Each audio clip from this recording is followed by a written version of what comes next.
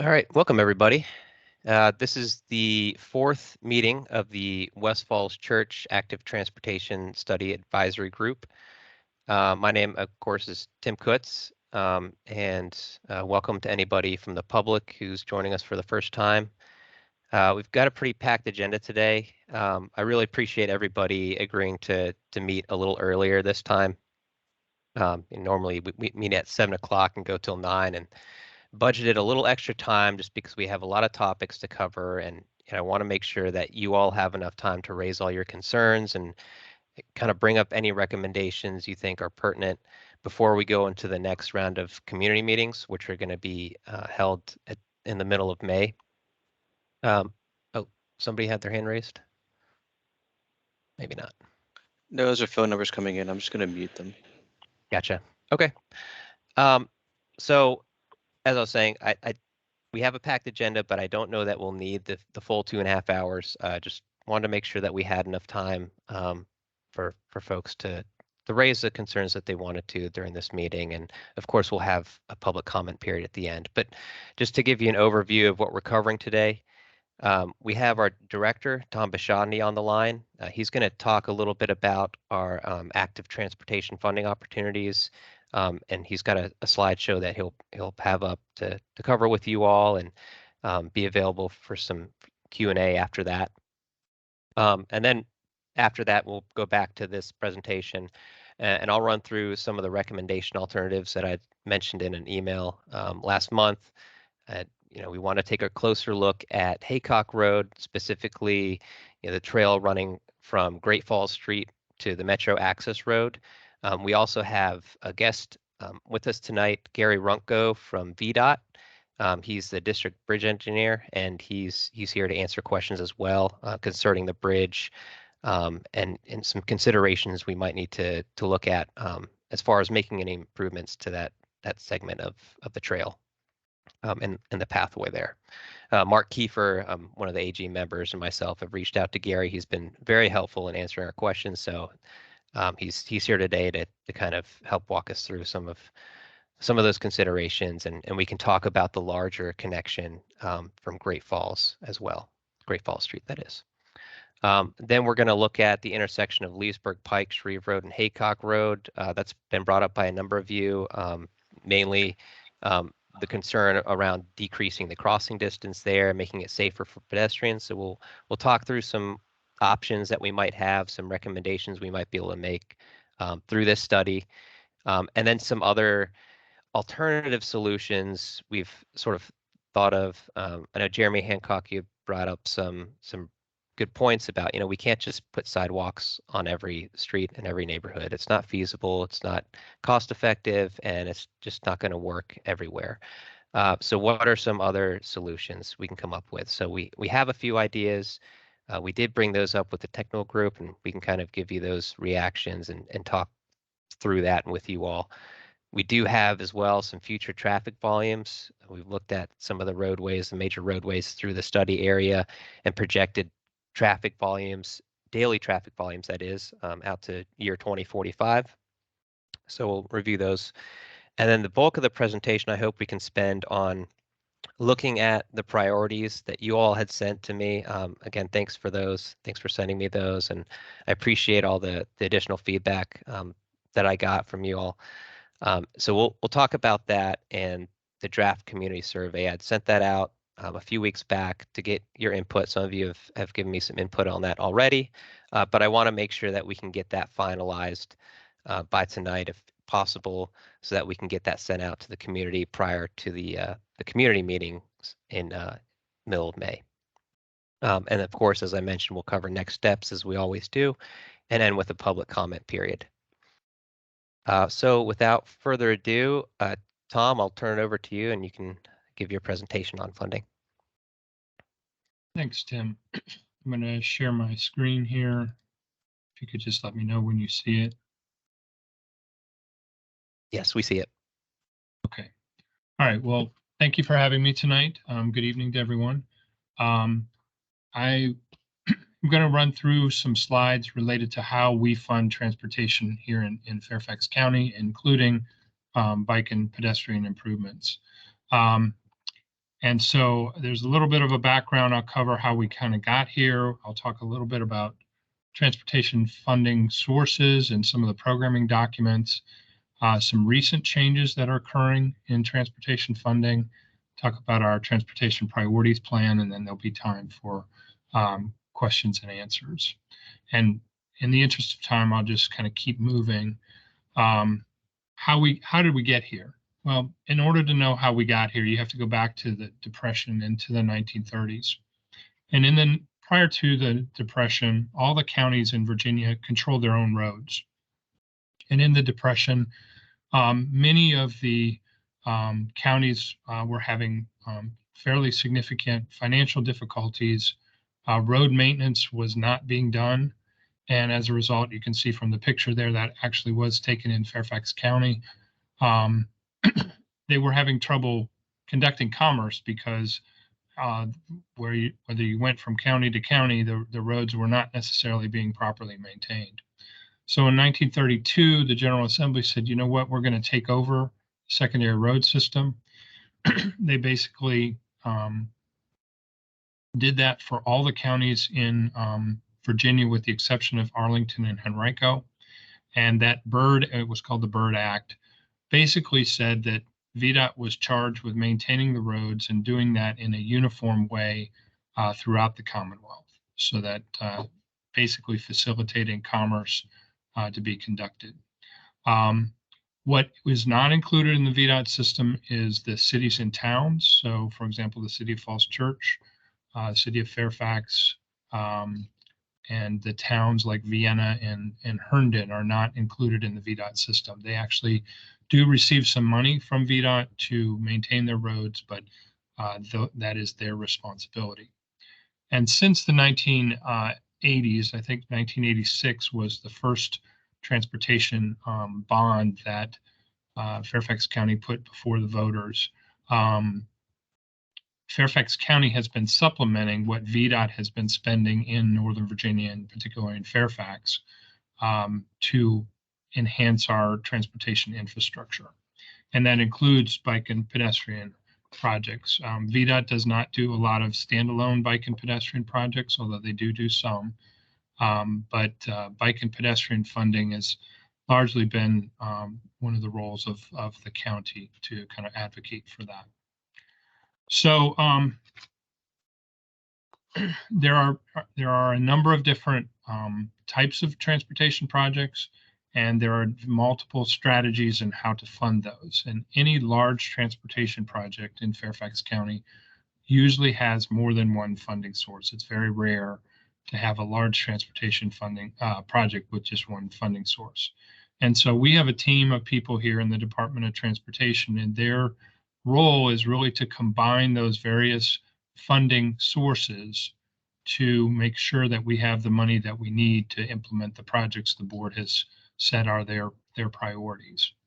And so that's an ongoing process that occurs on a daily basis here in the department.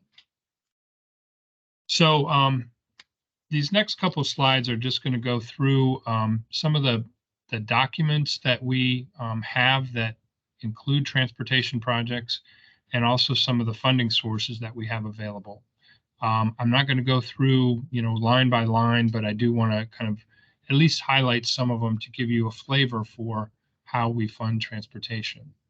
So on the local level, the Fairfax County level, we have the annual budget that is approved by the Board of Supervisors, which they marked up today. And then they are yesterday, actually. And then they also will improve a capital improvement program, which is essentially a 6-year program.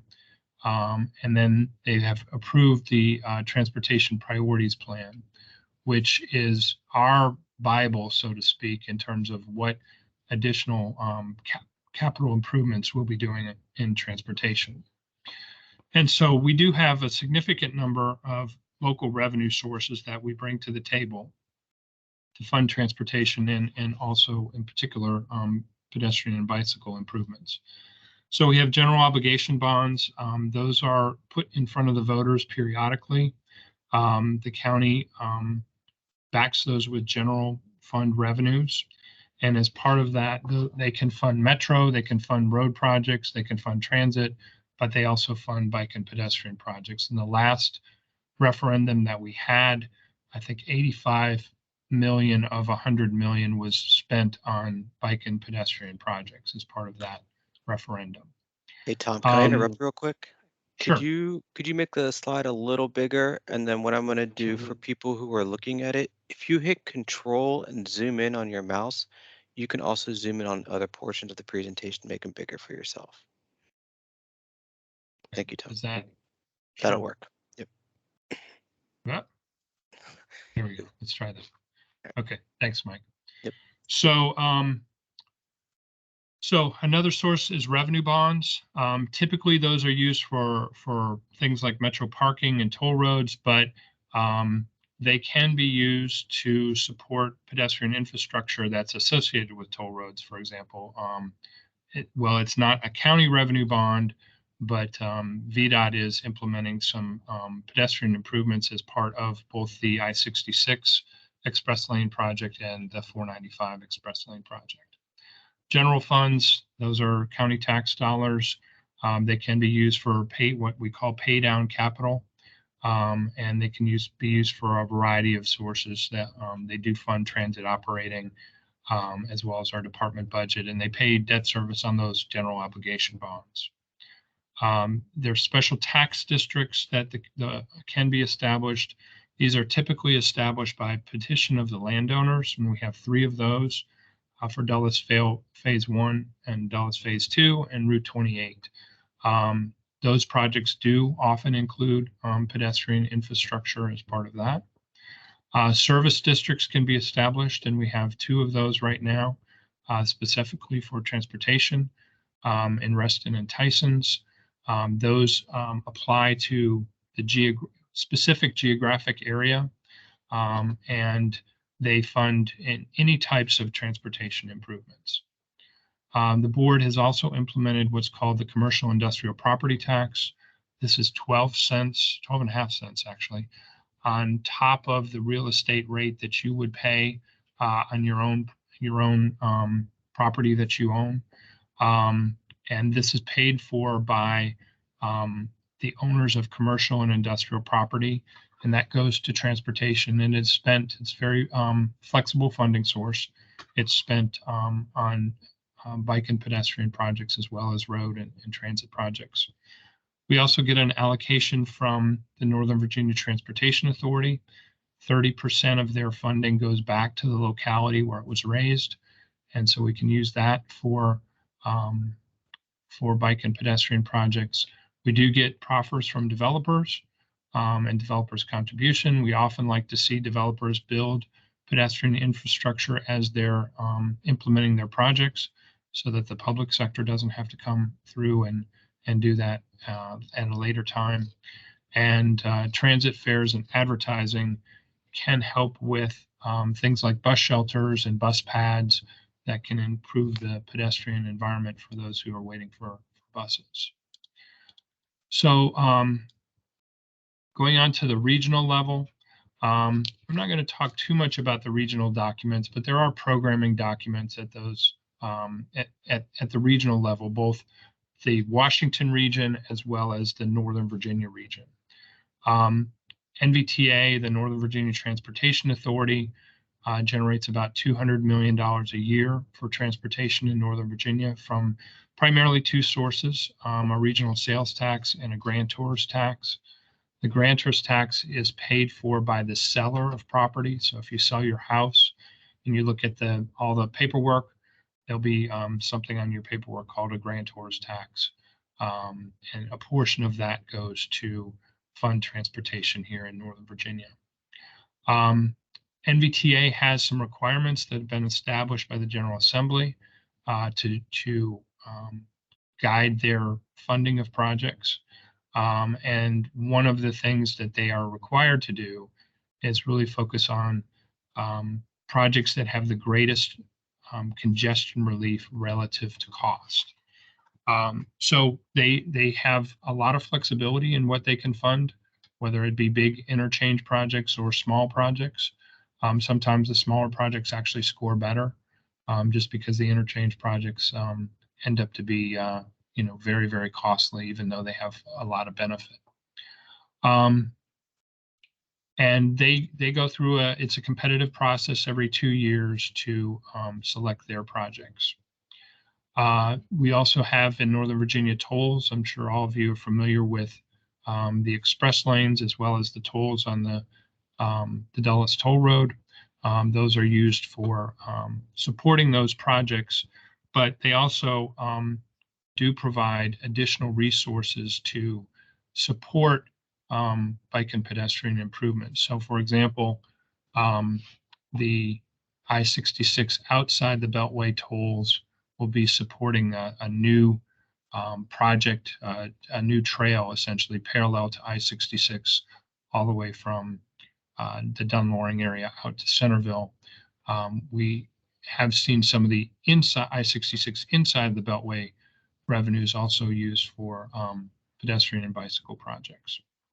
There is also a regional gas tax. It's 2.1% on fuel, and that is used simply to support metro operating. So that source probably doesn't provide a lot for bicycle and pedestrian improvements.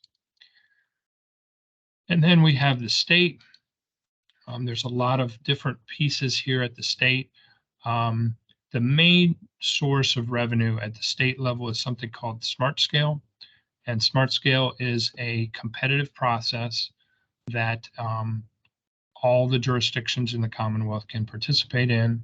There's two pieces to that. One is the high priority projects, and then there's also district grant projects. High priority projects are competed statewide, and the district grant projects are competed just among Northern Virginia or whatever area of the Commonwealth you might be in. And so we do submit applications for this funding on a regular basis. It comes up every 2 years. And in order to be funded, the projects have to be in the state's regional plan called, or the state's transportation plan called VTrans. And as I mentioned, it is a competitive process. They do look at congestion relief, economic development, safety, accessibility, and environmental quality. Accessibility in particular and safety are ones that pedestrian projects typically score pretty well on. They have a number of other programs, state of good repair programs, interstate maintenance, safety programs, special structures, which is essentially the bridge program. Those are probably mostly on supporting roadway type of projects, but they do have a revenue sharing program where they will match county dollars, dollar for dollar. If we put in 5 million, they'll give us 5 million. And so that is another source of revenue that we could use for pedestrian and bicycle. And then they also have a transit program that provides assistance for our Fairfax connector. Not too much of that would go for bicycle and pedestrian projects. And then at the federal level, there are a number of programs. They have most of the federal money at this point that is available to Fairfax County is done through discretionary programs, and they are competitive. There's a bunch of acronyms there. Those are each individual programs that have been established at the federal level, and they each have their own special criteria. Some of them support freight projects, some of them support transit projects, some of them support economic development. There are programs that support large corridor projects. The Congress has also reestablished earmarks, which they didn't do for about 10 years. We were successful last year in getting earmark money for some pedestrian projects in the county, and so we're continuing to go after earmarks. Defense access roads is mostly road supported, but oftentimes we can include bike and pedestrian facilities as part of road projects. We did use that source down in the Lorton area of the county, South County along Richmond Highway, that area. They also have a program called Transportation Alternatives, which is really intended to be specifically for bike and pedestrian projects. That has multiple subcategories within it, including safe routes to schools, recreational trails. We typically do apply for this on a 2-year cycle and have typically been successful in getting 1 or 2 projects funded each year. Some of them are funded by the state, and some of them go through the Transportation Planning Board, which is a regional body here in the Washington region. There are formula funds that VDOT does get for roadways in particular. Those roadway projects can include, and in Fairfax County always do include, bike and pedestrian projects. And then there are some other projects, programs, congestion mitigation and air quality, and the Regional Surface Transportation Program. Those are very flexible funds. We do use those for pedestrian bicycle projects. They are allocated by the Northern Virginia Transportation Authority on an annual basis. So we do apply for those funds. There are a couple of things that are a couple moving parts in the transportation funding world right now. So at the federal level, I'm sure many of you have heard about the Infrastructure Investment and Jobs Act that was passed by Congress last fall. We are still getting some of the guidance from that, but that program did establish a number of new transportation funding programs. It also added money to a number of existing programs, for example, the Transportation Alternatives Program. So we've started to apply for money under those new programs, and there will be more money available in some of the existing programs. At the state level, there's a couple of things that we're watching right now. One is the General Assembly is looking at eliminating the sales tax on groceries, which is a good thing. That sales tax currently funds 3 different things. It funds the general fund, it funds education, and it funds transportation. Proposals have been put forward to make the general fund whole and education whole, but so far, the issue of the $135 million a year that goes to transportation hasn't been resolved. And so that's one of the things that the General Assembly is still talking about. But that is a very significant amount of money, particularly if you look at a 6-year program. There are also proposals to reduce the state gas tax. And there is one proposal to reduce it by 5 cents on regular gasoline and 6.2 cents on diesel. That would be a temporary reduction. It would roll things back to July 1st of 2021. And then that reduction would be in place until July of next year. And then they would index the gas tax based on the consumer price index after that. That would create a significant gap of $275 million in the state transportation fund. That fund can fund pedestrian and bicycle projects. There's also a proposal to essentially suspend the gas tax for some periods of time during the summer. That could have that's the entire gas tax. So that could have a very significant impact on transportation revenues. All of those state proposals are still being discussed by the General Assembly. And so I don't have any final resolution of those. Some of them are tied into the state budget, which the General Assembly has yet to approve. But if some of those proposals move forward, it would mean that there would be less state dollars that could be used for transportation projects, including pedestrian and bicycle projects. On the local level, the news is more positive. The board has indicated that they would like to invest $100 million in particularly pedestrian and bicycle safety. They allocated the first $5 million in January, and we are currently preparing recommendations for the board's consideration for that first $5 million. The remaining 95 million is anticipated that would be put forward as part of what's called the carryover process, which is at the end of the budget year, which occurs in June 30th. There's often some money that falls out at the end of the year, and the board has indicated that they would like to invest portions of that money into pedestrian and bicycle safety projects. So that's kind of the funding sources.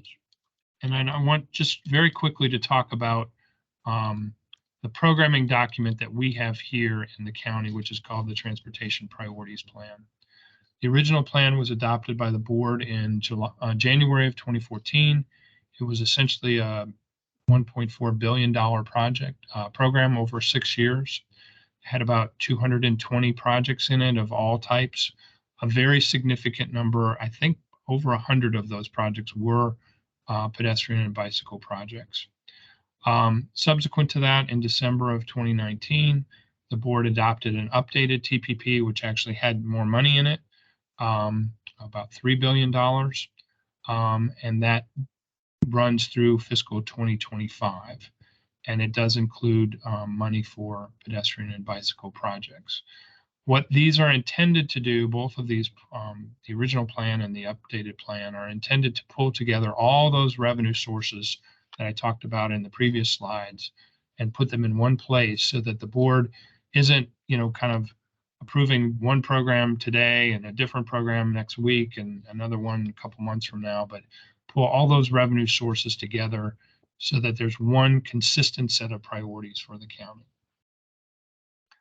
And I won't spend a lot of time on this next slide, but the next slide really talks about how did we come up with the plan. There were criteria established that we evaluated hundreds of projects, probably over 500 projects, maybe closer to 600 projects to get to those 220 projects that the board approved. And lastly, this is just a graphical depiction of kind of how we have to operate with transportation funding in the county. So on the left-hand side, you see those various categories that we're trying to fund, including, bike and pedestrian projects and all the different funding sources that I talked about. And so there's a lot of interaction between the various funding sources and the various types of projects so that we can ultimately fund each of the projects with the money that is most efficient for those particular projects. So with that, I will stop and I will be happy to take any questions that you have. And if we want to go back and drill down in more detail, I can certainly do that. I covered a lot of ground in a very short period of time, so feel free to ask for some clarification if that's helpful. While you all are thinking of your questions, I know there was one in the chat, and what I'm going to do is kind of hold on to that one just for a moment, but I'll read it to you all. So it was, can someone speak to the likelihood and scope of proffers related to the West Falls Church development project specifically? And so what I'll say is for the West Falls Church development, there's kind of two things to keep in mind when they go through the entitlement process. One is nexus, and the other one is proportionality. When they're being requested to put improvements in. So nexus being obviously they have to show some sort of tangible benefit to it or some usage thereof. So that's one thing to keep in mind. And proportionality means that it's not so outrageous in terms of a cost that they can't actually bear the cost of it. So those are two things to kind of keep in mind. Now I know it's a big project, so there's a lot of investment, a lot of probably financing that's available. So they'll keep that in mind as they kind of continue forward. But I wanted to at least address that one. So with that, Cheryl, your hand is up first. Yeah, thank you. You just hit a real sore spot because EYA at its last community meeting to the Villages Condo Association categorically said it's under no obligation and has no intention of providing any funding for anything outside of the actual transit development area, which is the WMATA property. And also at the same time, that's when Virginia Tech announced that it was going back online. So I want to know what and maybe you're the wrong person, Mike, and maybe Tom isn't the right person, but we have Jane and Aria listening. How does the Board of Supervisors react when you hear something like that? Because certainly when EYA talks about a $1.2 billion investment, giving some type of proffer to a community that's going to be dealing with the added traffic doesn't seem unreasonable to me. Thank you. Okay, Do I you mean, want to take it? I'll just jump in first, and then I'll let the supervisors' offices chime in. But when they say that, I don't think that's not quite right. There are impacts and there are benefits outside of their immediate area that they need to look at with their application, and staff will be looking at it with them to make sure that those are addressed.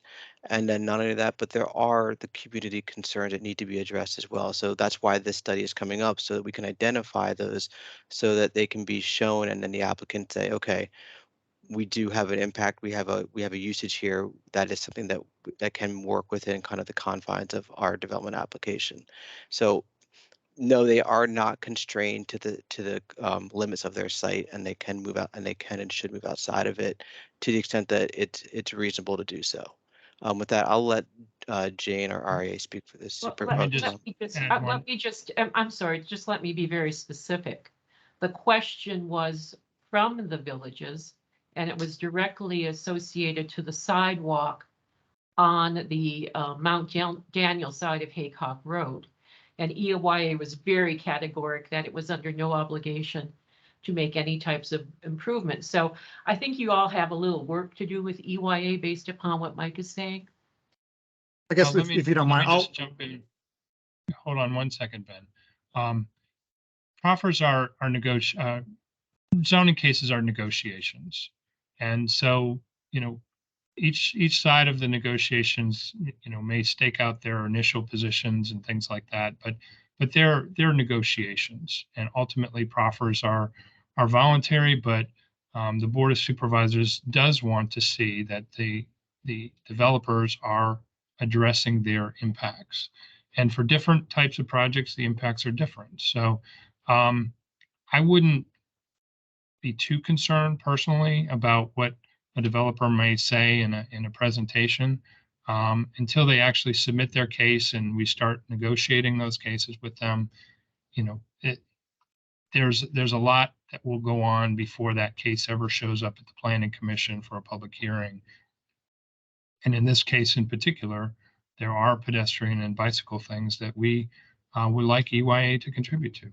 But let me let Ben and others jump in if they would like to. no, I think you have that right. I think certainly they're not they're not required to construct offsite improvements, but like Tom mentioned, proffers are voluntary, and we do look at the proffers kind of as a package. And so we'll be looking at various impacts, including, schools, parks. We do have kind of a formula that we provide to developers for those.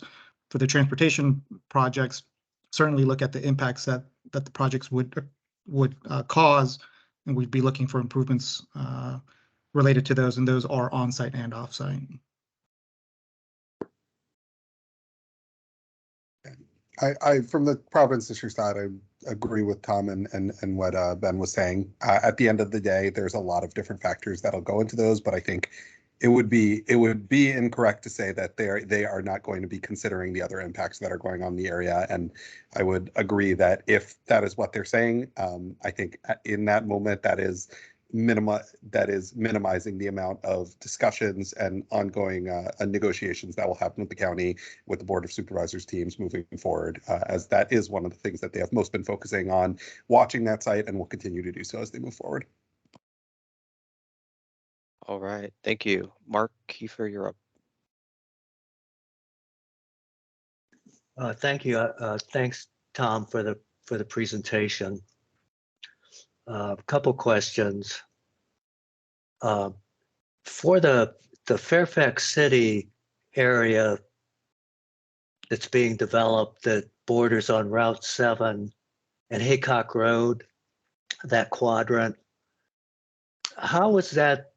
You mentioned that the city has responsibility for the roads within the city. Maybe that's a simplistic interpretation I have from what you said. But who is funding the improvements that will be required at the intersection of Route 7 and Haycock Shreve Road, the new crossing connecting, going across Route 7 into the new Falls Church City development? And then on Haycock Road, they've proposed, I assume this is approved and funded, new traffic lights and a hawk or something like that crosswalk in a short stretch that's within the Falls Church City boundary. So I'm curious as to how that, maybe too many details here to answer, but there's several changes that involve roads, and there's probably changes that involve sidewalks and crosswalks, obviously. I was just wondering how all of that is being funded. Is it all Falls Church City, or is Fairfax County kicking in, or VDOT? So that's the City of Falls Church, and they actually do have an NVTA grant that is funding a lot of those improvements. So the Hawk signal Okay. you mentioned, and then the improvements to Haycock Road and Shreve and Route 7, they have an NVTA grant to sort of improve the intersection as well as the streetscape along Haycock Road and along Leesburg Pike, fronting their property. So that will in large part contribute to those improvements. So in that case, the Falls Church City gets credit for having applied for that grant. Is it a competitive, source of funds? And we could, kind of jumping ahead on the laundry list, that, long list of things that we'd like to do. Who would then advocate or apply for that type of funding source? See, what I'm getting at is, it's curious, well, how did Falls Church City find the money to do needed active transportation system as well as road changes and improvements surrounding this development? And could those same sources be used to improve the connections, the active transportation system connections into the metro and along Haycock, et cetera? Tom, Sure, did the- you So want the to? short Oh, go ahead. answer- Yeah, the short answer is that it is a competitive process at NBTA, and they applied and they applied, it's been several years now. And they were successful in being awarded money to make those improvements. And going forward, we'll have the opportunity to apply for funding as well. So, as this advisory group makes your recommendations, we will look for various avenues and various funding sources to implement those recommendations, including NBTA. Okay. Yeah, I guess the disappointing thing, and I know it's a huge county with a lot of needs, and it's very complicated, but what I've sensed, without knowing the details of the history on the Falls Church City part of this, is that they were planning a little further ahead to make these infrastructure changes. And I feel like in our corner of the county, at least, we're way behind on this. Now, hopefully this process will help that, but that's a little bit of a dig to say it's disappointing that we've got a major metro station there and major developments and significant roads, and there's not evidence of any planning to, long-term planning to improve the infrastructure. So I'll just make that statement. Well, I would say, in fairness, Falls Church is a much smaller jurisdiction. Yeah, They understand. only have a few development sites. This particular development that's under construction right now has been in the works for probably over a decade. We've just been looking at the metro proposal on the Fairfax County side for maybe the last 2 years. So they've been working on their piece a lot longer. They've had a lot longer to work on their piece than we have. Okay, that's fair. Thank you. The other question, it relates to the discussion about developer contributions and proffers. Do we have situations where the WMATA or say a Virginia Tech, a state funded institution, both parties to the developments plan proposed around the metro station, is it strictly the developer teams that we can negotiate with or look to help us here? Or I know WMATA's in a bad situation, obviously financially, but they're trying to raise money through developing properties around their stations.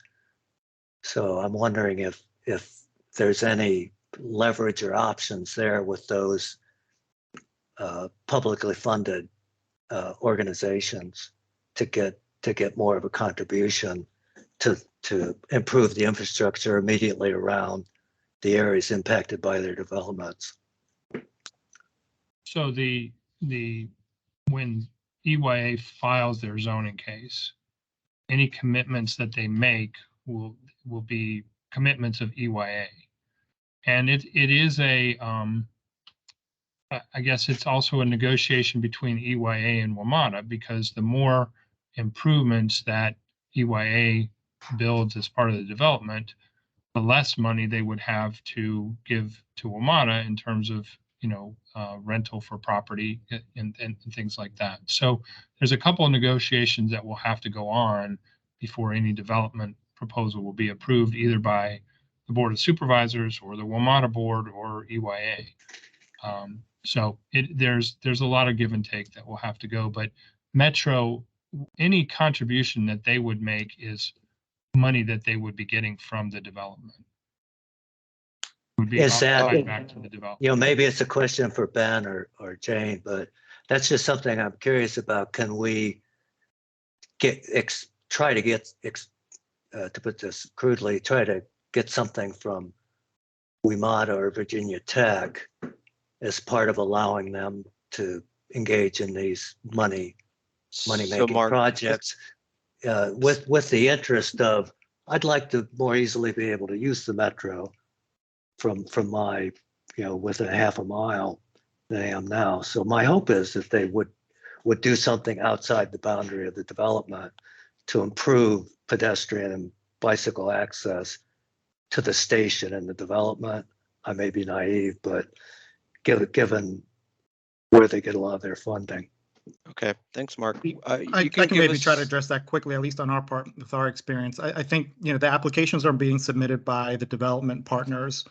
And so we would be negotiating with them. Now, certainly WMATA is going to be at the table and hearing some of these things, but that's a conversation that they'll need to have, between themselves.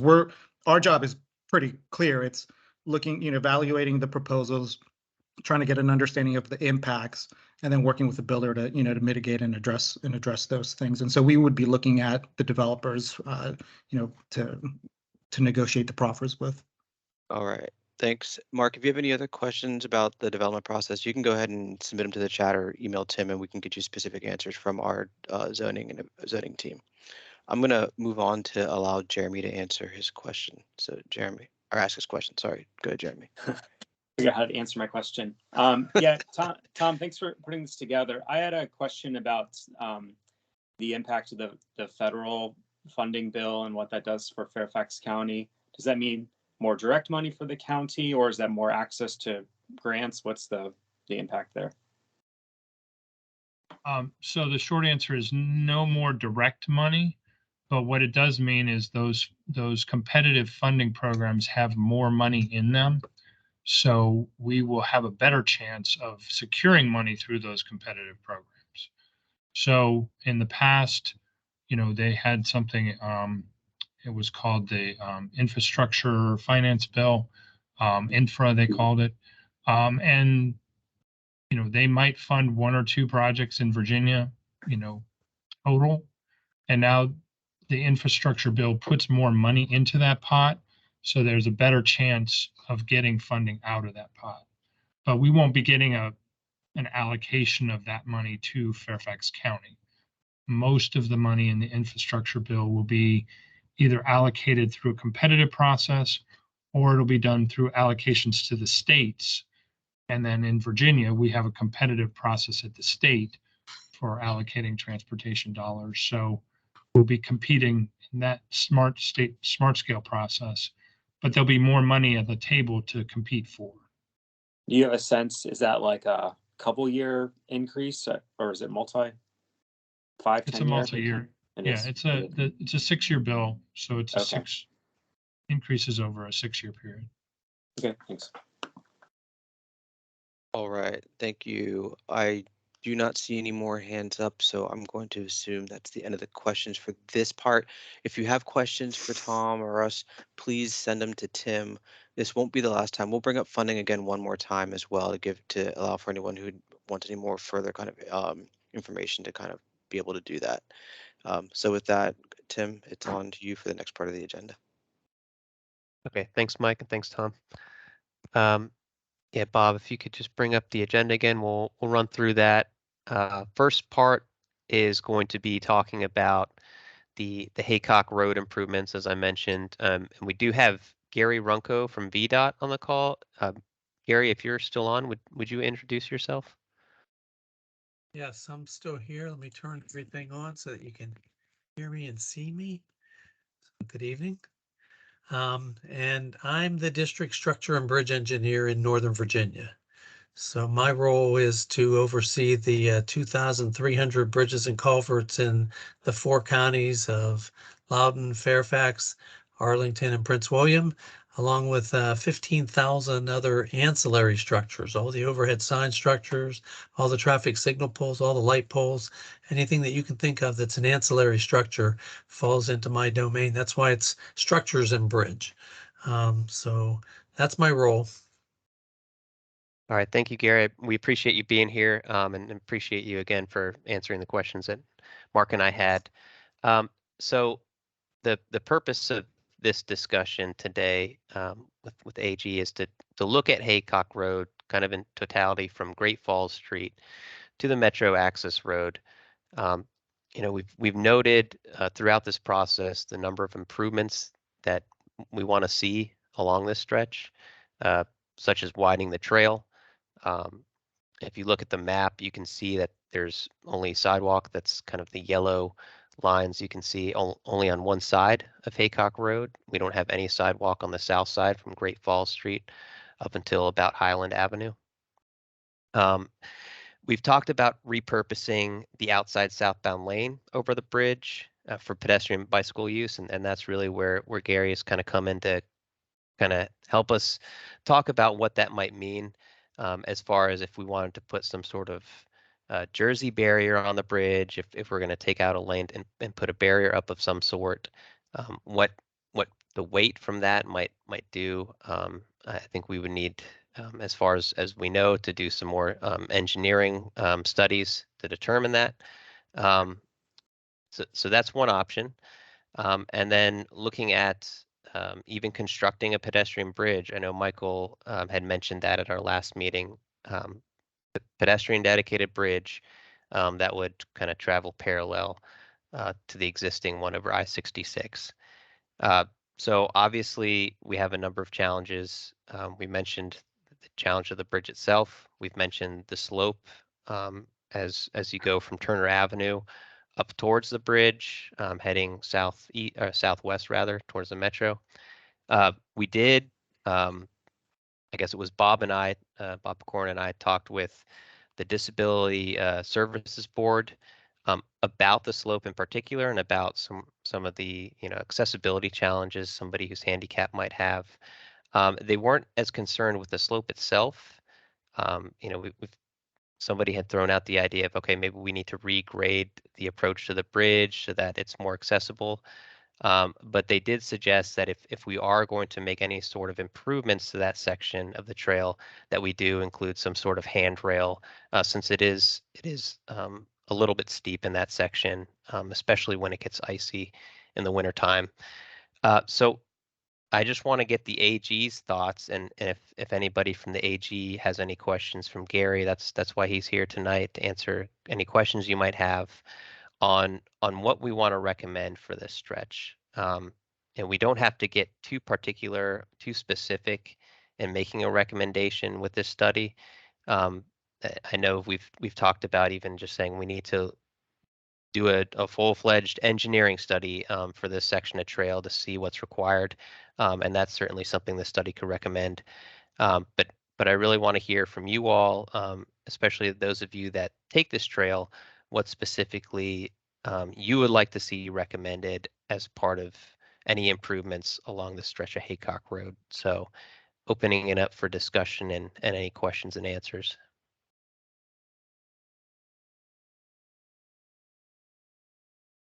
Cheryl, you're up. Yeah, thank you, Tim. Again, as I've said multiple times, if we don't include the Great Falls Haycock intersection, we're already off to a bad start when you're coming from our communities down towards the metro station. And so I really, again, want to stress that that intersection needs to have a complete study. After our last meeting, I had a number of exchanges with VDOT folks about that intersection, about the increased amount of traffic that the new developments are going to generate, and was a bit concerned about an assertion that even changing the turn arrows at that intersection won't take place until sometime around 2030. We have a problem now. And other people have talked about the need to have some type of walkway on the south side. I would support that. And again, I would support a full-fledged study of that entire stretch of Haycock from that intersection all the way to WMATA.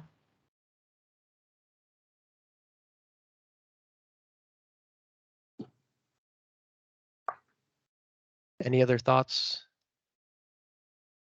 Mark, looks like you're up. Well, thanks, Tim.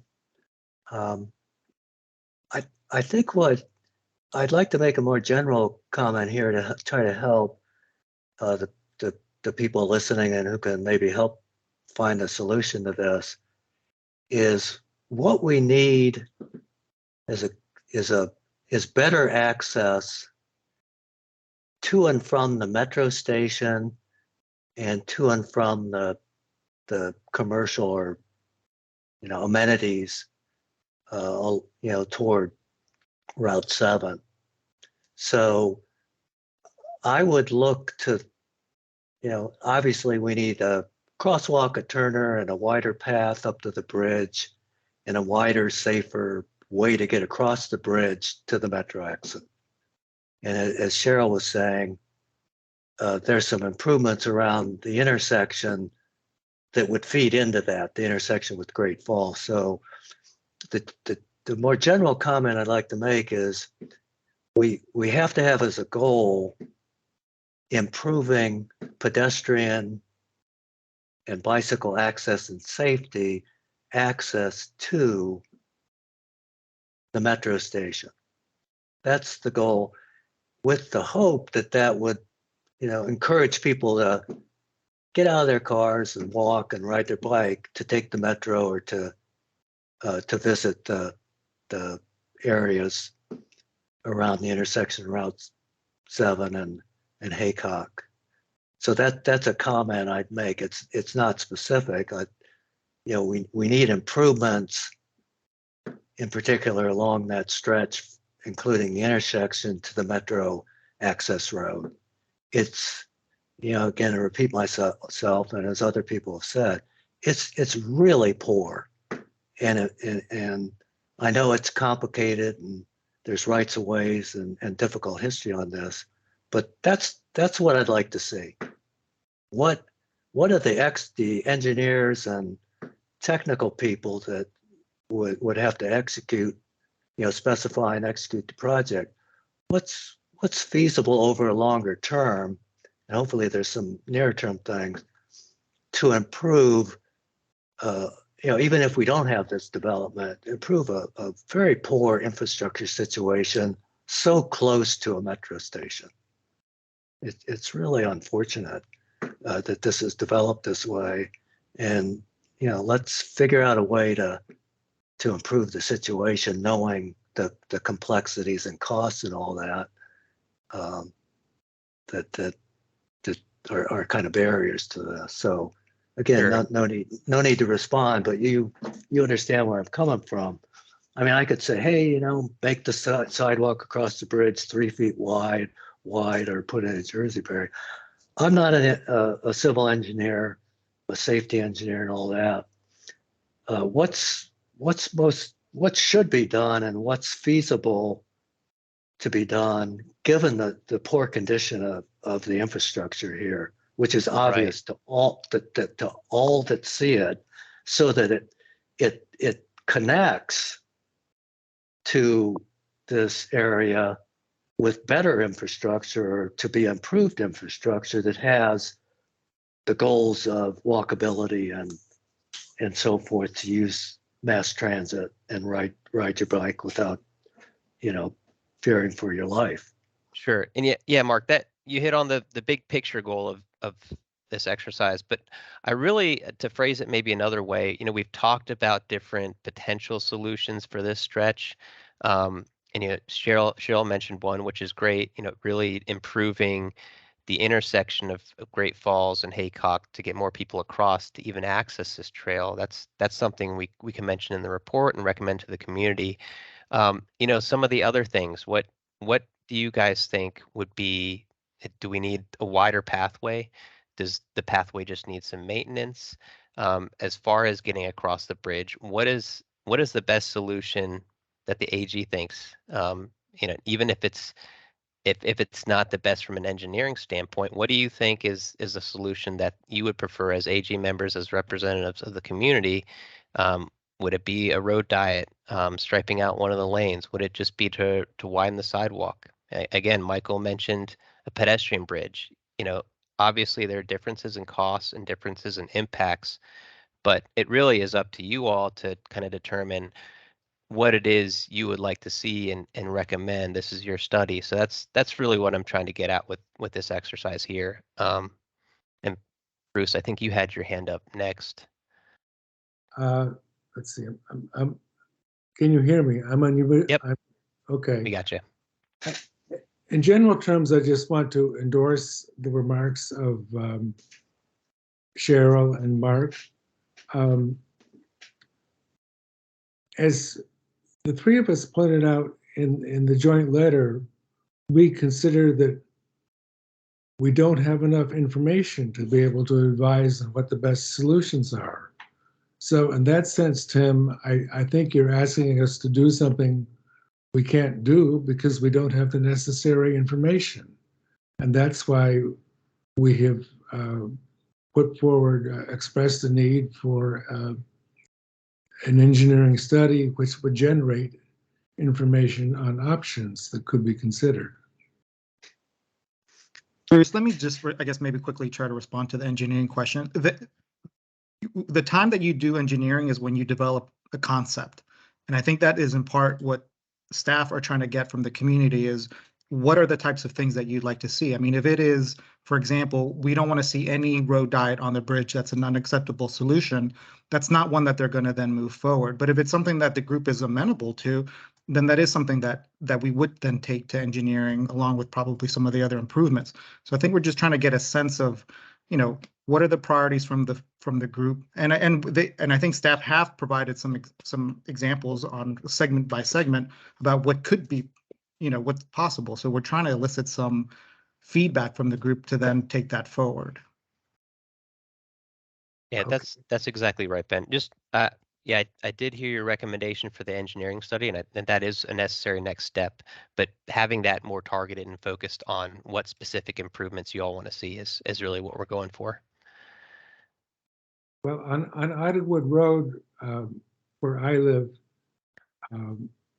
stripes painted on the road are called road diet. We had road diet introduced a few years ago.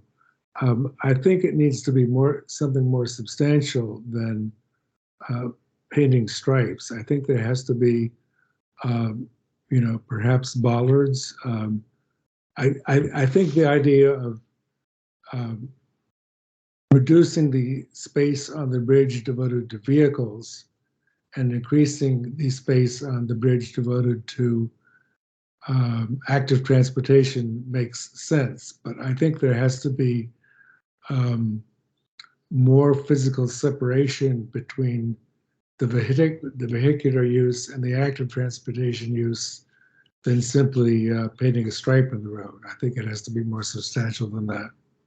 Okay, that's good feedback. And it looks like Rob asked a question in the chat. Rob, are you still on? Maybe you could just read it, Tim, and then Oh, have. sure. Yeah, so it's directed to Gary. Gary, can you speak to any pedestrian-friendly accommodations that have been made to existing bridges like the Haycock Road Bridge? For example, Rob mentioned bollards or other structures to separate pedestrians from vehicles. So if you have any examples to share. All right, so the answer is no. We haven't done that in the district, but and I can tell you, well, there's a bridge that we did, new bridge, where we added bollards in Leesburg. But I can tell you that from the structural standpoint, we frown upon it. And the reason is when the bollards get hit, they become projectiles.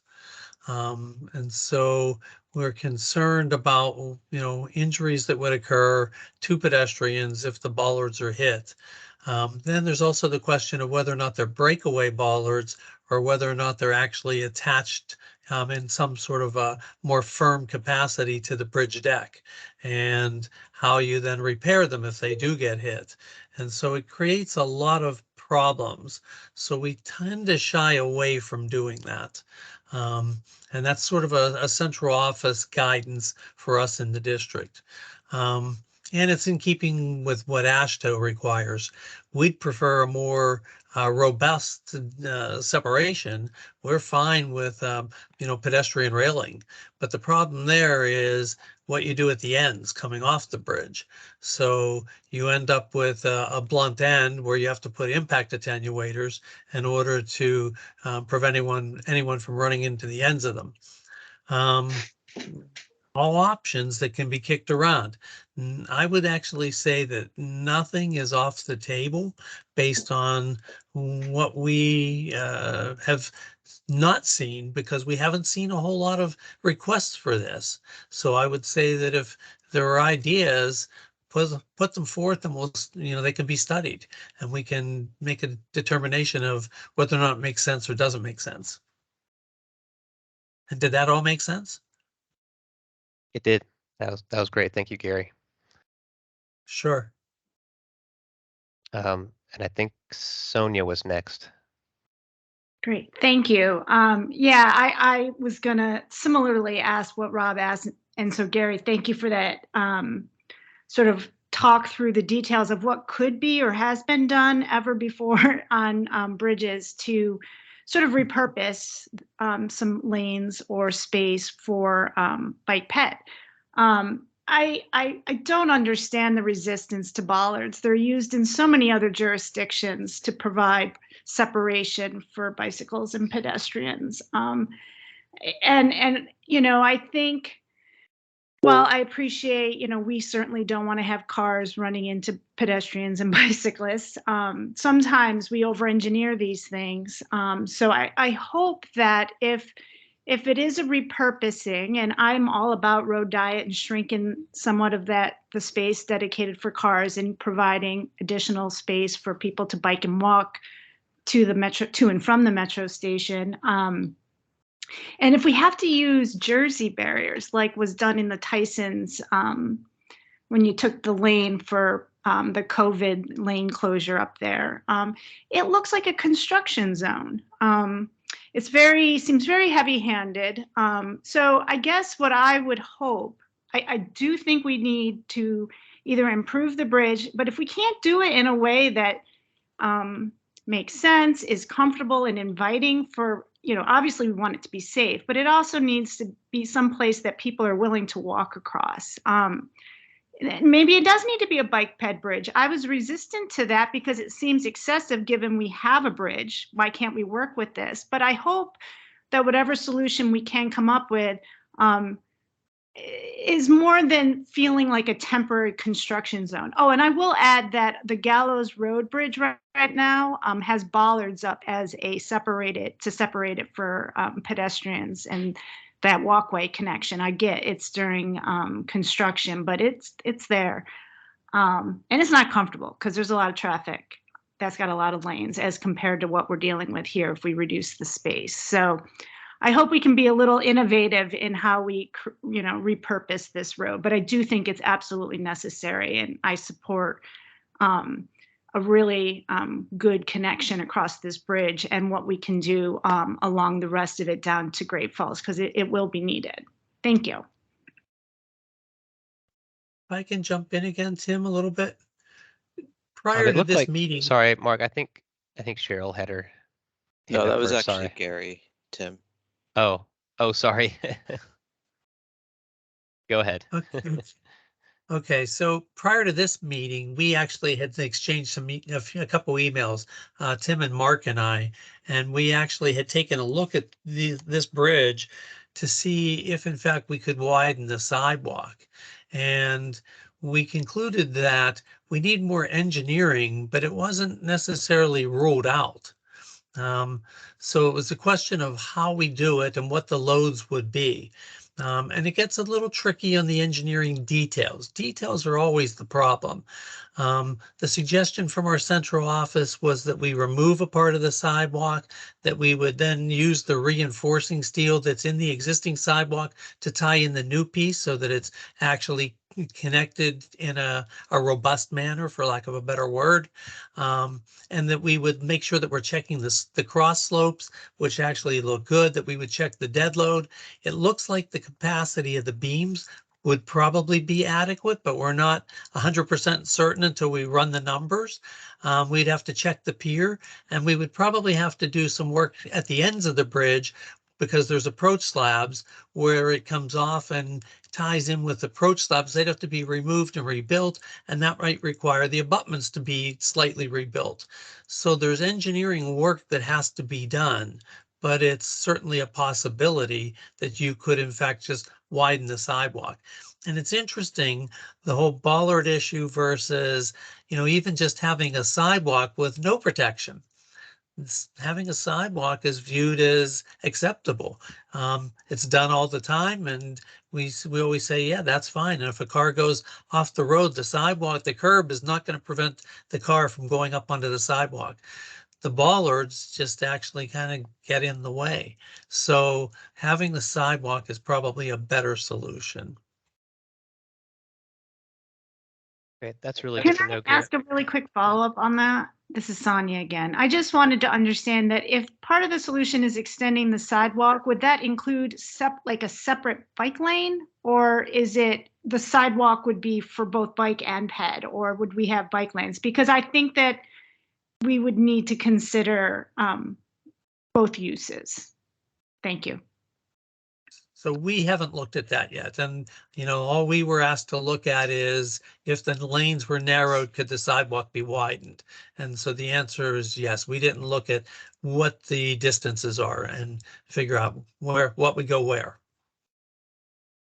Yeah, I think we'd have to look at the available space there across the bridge if we did widen the sidewalk. But that's a good suggestion. Yeah, thank you, Gary. I mean, I think hearing from everybody so far, it sounds like the recommendation from this group would be to put in a more permanent solution like a sidewalk. We don't want to see bollards or flexi posts. That wouldn't be adequate. So that this is helpful. Cheryl, I think you were up next. Yeah, thank you, Gary. That was really very helpful. Having walked over that bridge now for 30 years, I'm pretty much an expert on what it feels like to be crossing it. And this goes back to one of our very first meetings where we talked about comfort. And I think it clearly is not comfortable. It's not comfortable when you're walking towards somebody and you have to step off into the side of the street. So widening the sidewalk, I think, would go a long way for making it more comfortable. And if you need to add an extra bike lane there to get into the metro section, get to the metro entrance, I think that's also another very good possibility, because I don't think a lot of pedestrians are comfortable with bicyclists coming up behind them. So I think we really do need that engineering study that looks at everything Gary was talking about, and it goes all the way down the slope. That slope is extremely narrow when you're going towards Turner off of the overpass. It widens up when you get on the other side of Turner, but I think the conversation is headed in the right direction. And Gary, thank you for your time. Sure. Thank you. Thank you, Cheryl. Mark, you had your hand raised?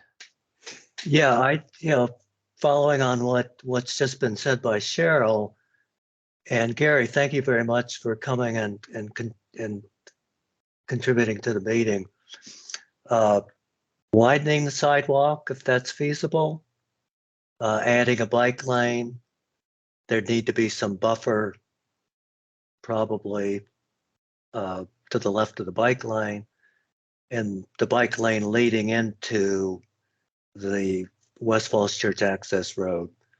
And as Cheryl was saying, again, the obvious problem, and Gary kind of alluded to this, so you don't have a blunt end that a car runs into, is the slope down to Turner would need significant widening in order to accommodate, wider pedestrian path and a bike lane. Again, you ask for what we'd like to see, knowing that it's tough. That's what we'd like to see. So those two would need to go together. Something, as Cheryl said, has to be done about the extremely narrow path down to widen it and somehow accommodate bikes. How bikes get to Turner is a whole nother question. I'll just stop there. But thanks again for having Gary at the meeting. It's very helpful. Thank you, Morgan. Yeah, thanks so much for coming, Gary. We really appreciate your time. If there are no more questions for Gary or on this slide, we can move on to the next one. And Gary, feel free to hang around if you want to. If not, we'll be in touch definitely on this project. Sounds good. Happy to help, and I'm happy to answer questions at any time. If anything comes up or you want to float an idea, please just reach out to me. Okay, we really appreciate it. Thank you very much. Sure thing. Okay, if we can go on to the next slide. Another area that we've spent a lot of time talking about and kind of mulling over. I think we're still on the Haycock Road slide. There we go. Is this intersection at Leesburg, Pike, and Shreve Road and Haycock Road. So we've got a number of considerations here. Obviously, when we were looking at the traffic impact analysis for both what the city has done with their development proposal, as well as the plan amendment for WMATA and Virginia Tech, a big focus really with those studies was on what does traffic look like at this intersection, and we had a big focus on level of service. How do we get out of this level of service E and F in the future when we have all these cars that want to access the development, access Haycock Road? So now that kind of our focus is shifting a little bit, we want to see people access these sites safely. We want to see them be able to cross instead of crossing 6 lanes or more, be able to cross quickly and efficiently. We've come up with a couple of potential solutions, but there are obviously trade-offs to those. So as you can see in the first image, the top image, this is actually a picture from the West Falls Church, the City of Falls Church SESP, which is on their website. But what we've done to the image is doctor it a little bit and add on some sidewalk, as you can see on the south side of Leesburg Pike, which is that dark gray outline, and then a bulb out on the northwest corner of the intersection. Thanks, Bob. So you can see with the, we talked about the MBTA improvements. They would be widening the sidewalk on Haycock Road and along Route 7 on the city's frontage. They'd also be moving the crosswalks in, so it does shorten the distance in some spots, and it really kind of just creates an equal situation for this segment, for this leg in particular, just because of how many lanes we have, the dual left turn lanes, the dedicated right turn lane on eastbound Route 7. So we looked at this, we looked at what would it do to traffic if we put sidewalk in place of the dedicated right turn lane, and then you had a shared through right. And that does have a fairly significant impact on traffic, unfortunately. In the AM, it's not that significant. It's maybe a second. In the PM peak hour, there's about a 45-second increase in delay. So we were going from a 79 approximately second increase in delay during the PM peak hour to now 125-second delay.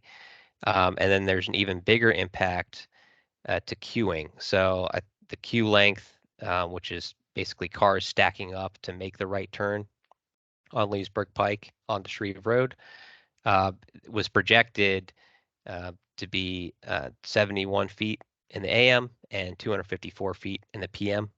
That increases with removal of this dedicated right turn lane to 1,400 feet, almost 1,500 feet actually, in the AM, and 2,100 feet in the PM. So pretty significant jump. That 1,500 feet is backing up approximately to the ramp on from I-66 onto Route 7. So something to consider. I'm not saying it's out of the question. It's something we could study a bit more to see. This is something we sort of did. We looked at the numbers, the TIA, and kind of went through their files and did a quick look at what this might do. It could be studied a bit more. The bulb out, of course, is on the city's side, so we'd have to, of course, talk with them about that. We've sent them a request to see if they can take a look at that. But also we've talked in the past, I think our second AG meeting, we talked about other things you can do at the intersections, such as the LPI, the leading pedestrian interval, giving pedestrians a 3 to 7 second head start. Creating a median refuge, again, would require further study, but if it was decided in the future that a dual left is not needed at this intersection, repurposing one of those dual left turn lanes as a pedestrian refuge. So again, the challenges are listed in the bottom right there. There would be obviously impacts to traffic, potential rerouting. Obviously, if you have a queue backing up almost to Route 66, you can imagine some people might want to take Dale Drive to cut over to Shreve Road. So things to consider, but want to hear your thoughts. And I know, Rob, you got your hand up. I'm sure you've got a lot to say about this one, so go ahead and take it away.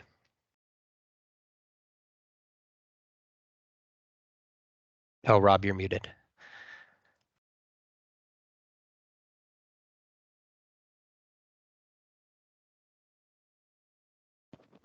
Actually not muted, just need to check your device settings, Rob. Better. Yes. Yes. Gotcha. Okay, sorry. I appreciate this, Tim. It's very helpful. The bump out simulations, I think, help to see what it might look like. I guess on the right turn lane, the dedicated right turn lane, if you go through Falls Church City, there aren't dedicated right turn lanes at all anywhere else. And so motorists are used to waiting to turn right. I mean, this is like having to wait an additional 30 to 45 seconds. This is what they do all the way through their drive down Route 7. So if they're trying to get onto West Street, if they're trying to get on to 29, these are major intersections. There are not designated right turn lanes. And so that's my first point. Second point, double left turn lanes are also pretty rare. along Route 7. I travel up and down Route 7 quite a bit. That just seems excessive to me. And so, but you know, I guess if you look at the numbers and so forth, maybe they're justified, but you don't see double left turn lanes very often anywhere along Route 7. So I just don't, I feel like we could get by, but certainly defer to, you know, what other people think as well. Thank you.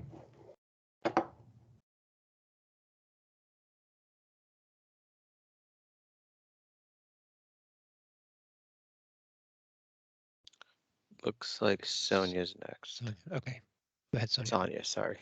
It's okay. Thanks.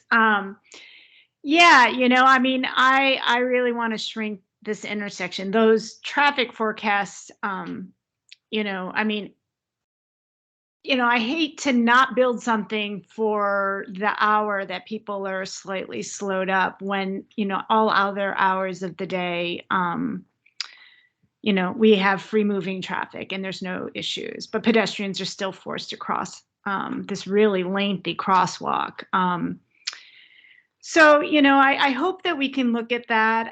I hope that we can, you know, I don't know what goes into those traffic forecasts. You know, this is an area that is supposed to be more transit oriented. And I would hope that traffic people find other ways to move around. This is also an area we're supposed to get bus rapid transit. If people are traveling by bike and on foot, you know, how do we get people out of their cars, you know, if we don't make it easier for them and more comfortable for them to move around.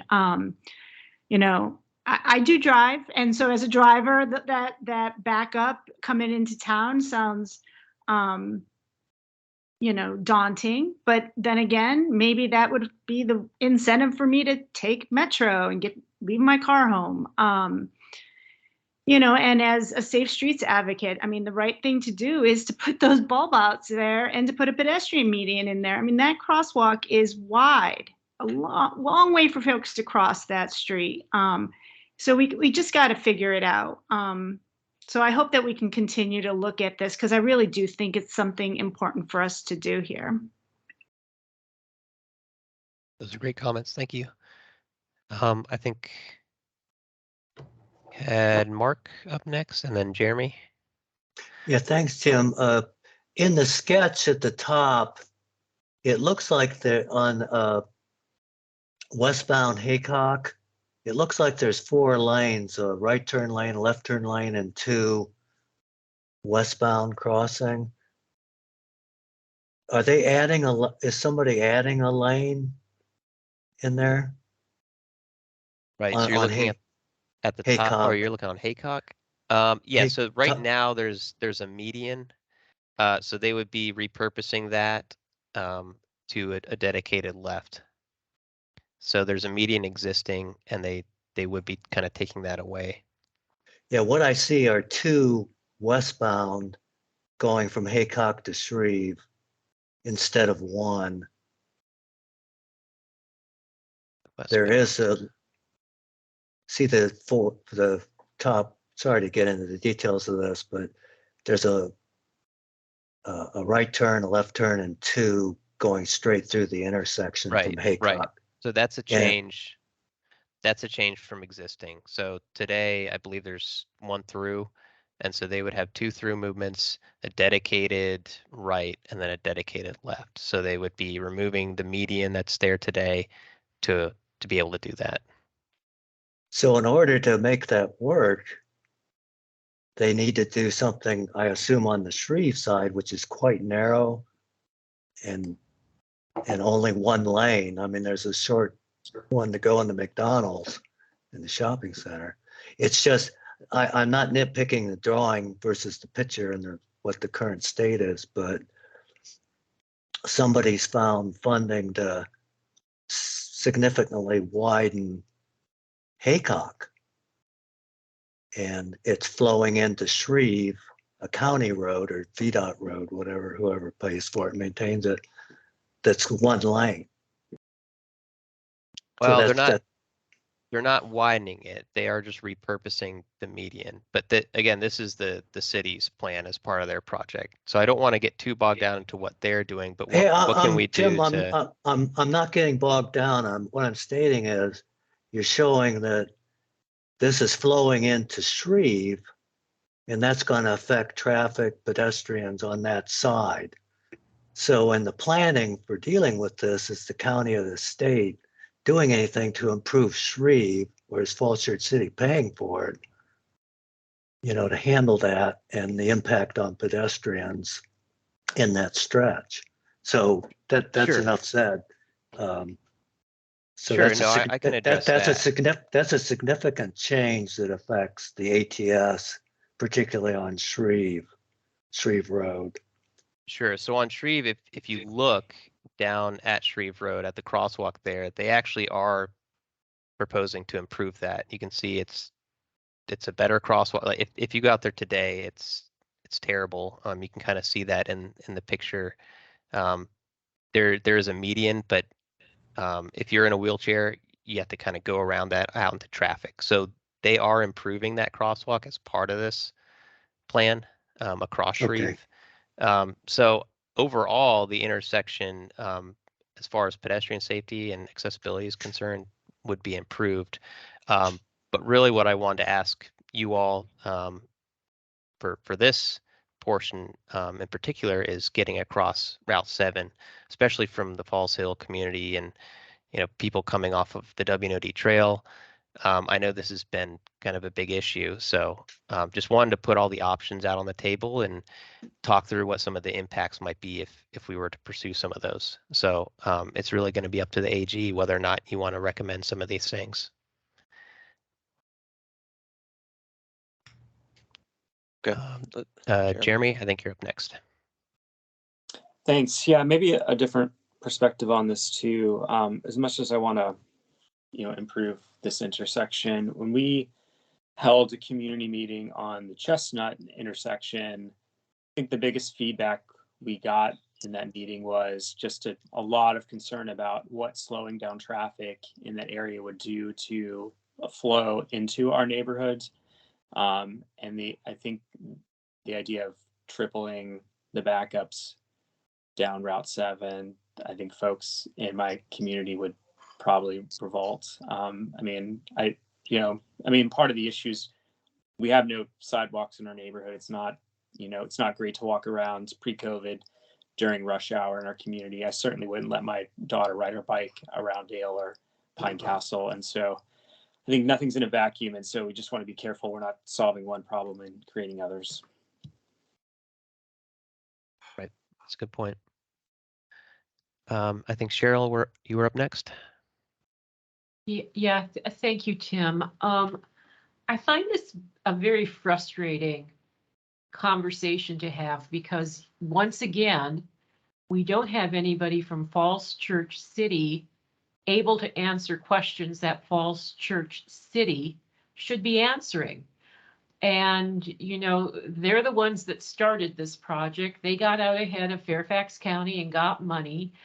Frankly, I am appalled by the changes that we're seeing to Haycock at Route 7. I agree with Mark. I don't see how that enhances pedestrian safety in any way, shape, or form, taking away what is a median strip that can be used as a safe haven area.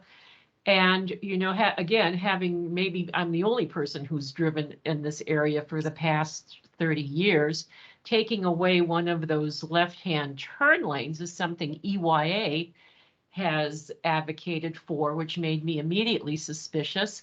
But those two left turn lanes off of Route 7 onto Haycock really do serve a purpose, and maybe the purpose is moving cars at the expense of pedestrians. So I think that there are things that could be done perhaps with making sure that pedestrians have adequate time to cross. Maybe there's certain things that you can do with the timing of the pedestrian signal.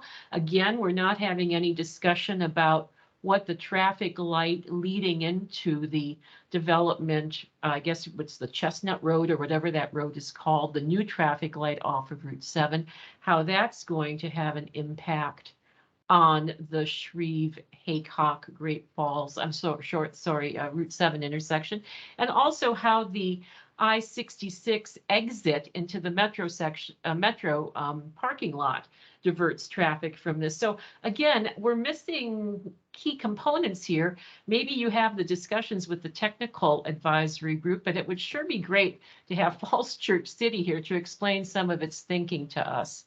Thank you. Thank you, Cheryl. Sonia, I think you're up again. No, I changed my mind. I lowered it.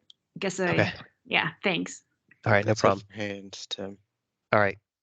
Okay. Well, I'm glad we could at least discuss this. Again, there are trade-offs, as you all know, and I think you should consider them when making your recommendation as part of the study. But we can kind of continue to deliberate on this one as we move forward. I do want to move on kind of quickly to the next couple of slides.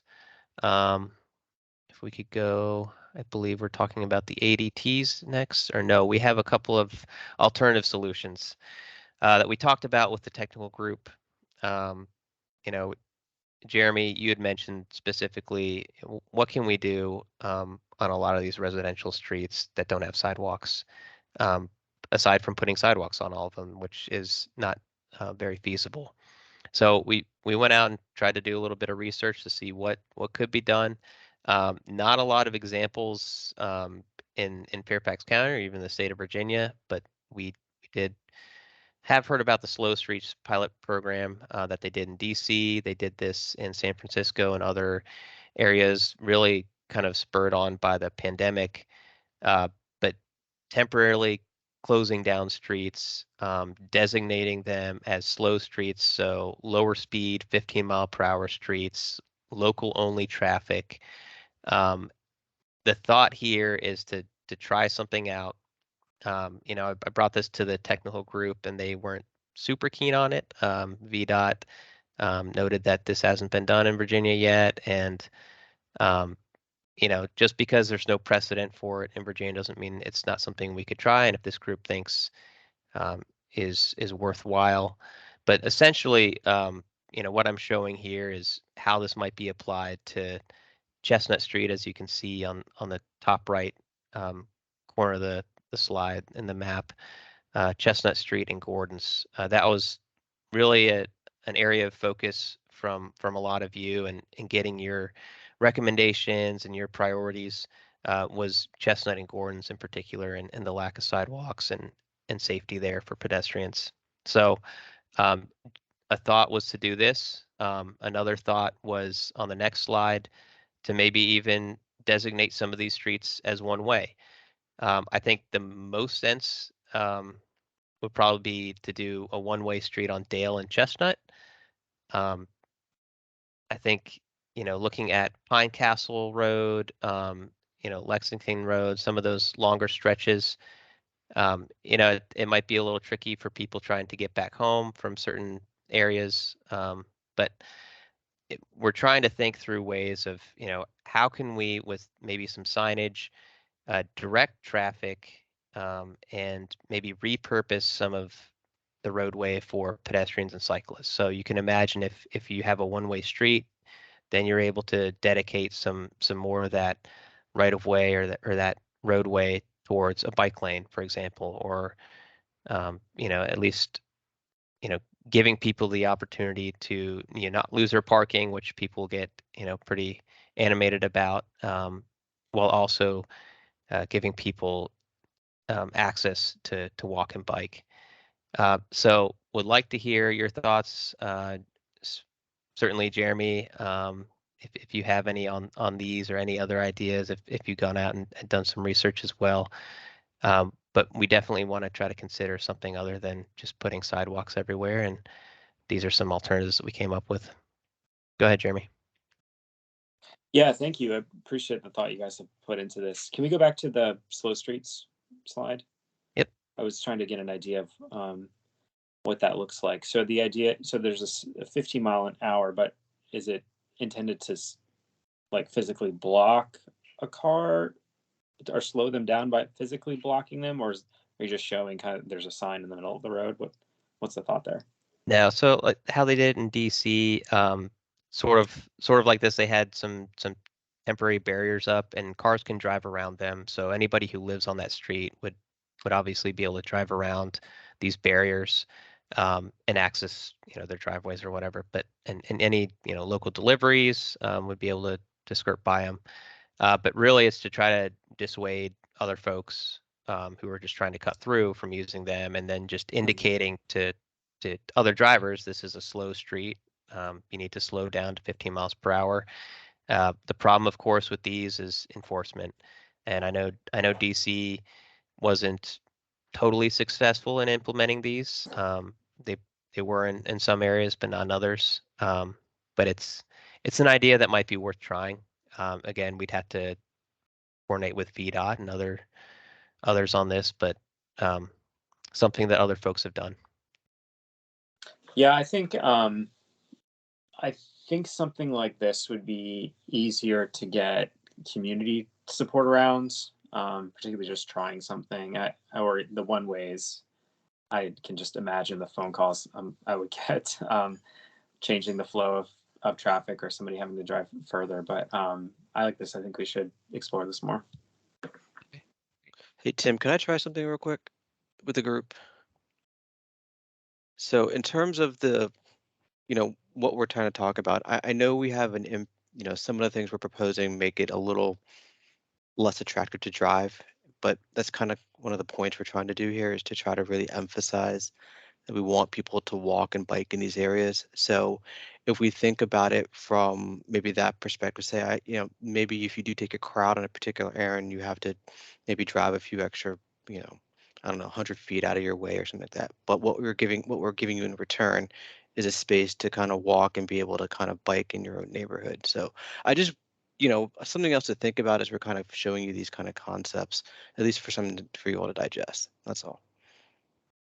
Yeah, I mean, that's a good point. There's always a trade-off, and so you might have to drive a little longer, or it might be a little more inconvenient. But if you get something in return, pedestrian access or space, that's worth considering maybe.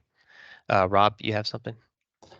Yeah, I'll just pose a question maybe for Jeremy more, but like looking at this picture, for a lot of these streets, there's cars parked on both sides, which does have a traffic calming effect, which is fine. But I wonder, we had previously talked about, just some simple painting and maybe designating one side of the street as, no parking, and sort of like a painted pedestrian walkway kind of thing. And I don't know, Jeremy, if you've heard any, or if you've considered that for this neighborhood, and if there's any feedback on that kind of an idea,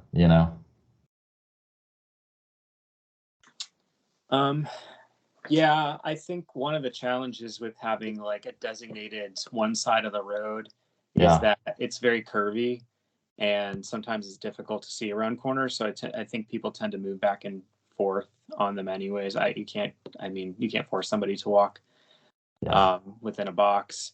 Right. The other challenge I think with this, and I think this got raised last time too about the one-way issue, is that, like, for example, Pinecast is really, really wide. And so what is that? I don't think you can just do one way, because I think there may be a speed issue with that too. I think some probably would have to be, some other additional item to slow cars down.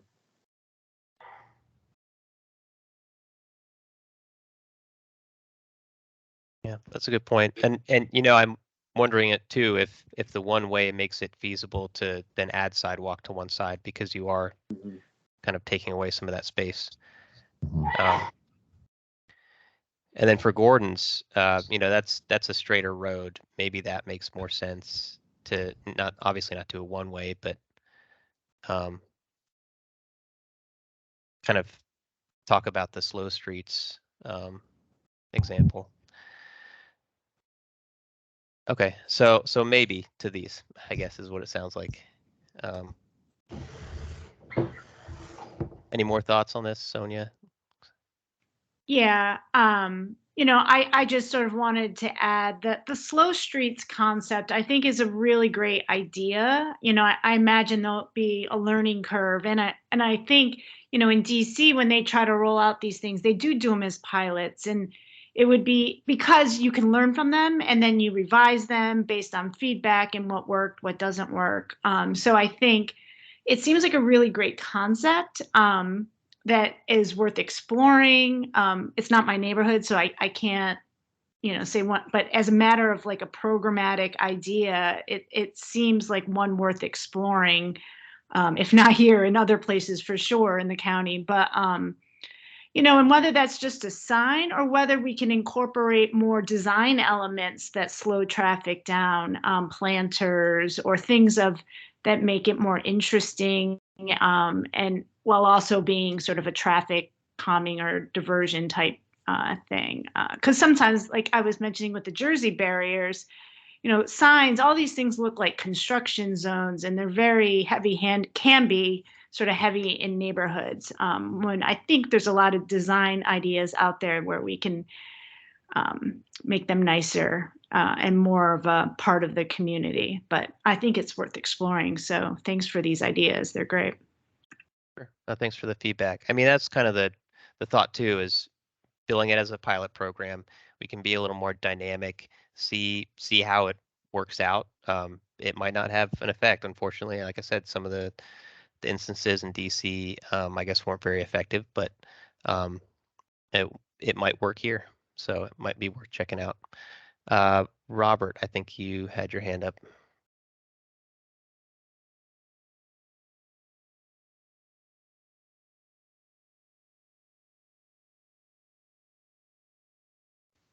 Robert Boggs, can you hear me?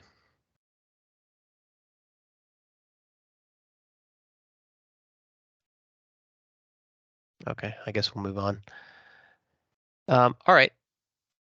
We can move on to the next slide then. That's thanks for your feedback on these ideas, and we can continue to look at those a little more and maybe include those in the study and talk about them with the community. So this slide is what we promised you guys at the outset of this study is we take a look at what the future traffic volumes might look like on some of the major roads here. And so we've highlighted Idlewood Road, Kirby, Great Falls Street, Westmoreland, Haycock, and Shreve Road, as well as, of course, Leesburg Pike. And what you're looking at here in the purple is the VDOT average daily traffic reported from 2019.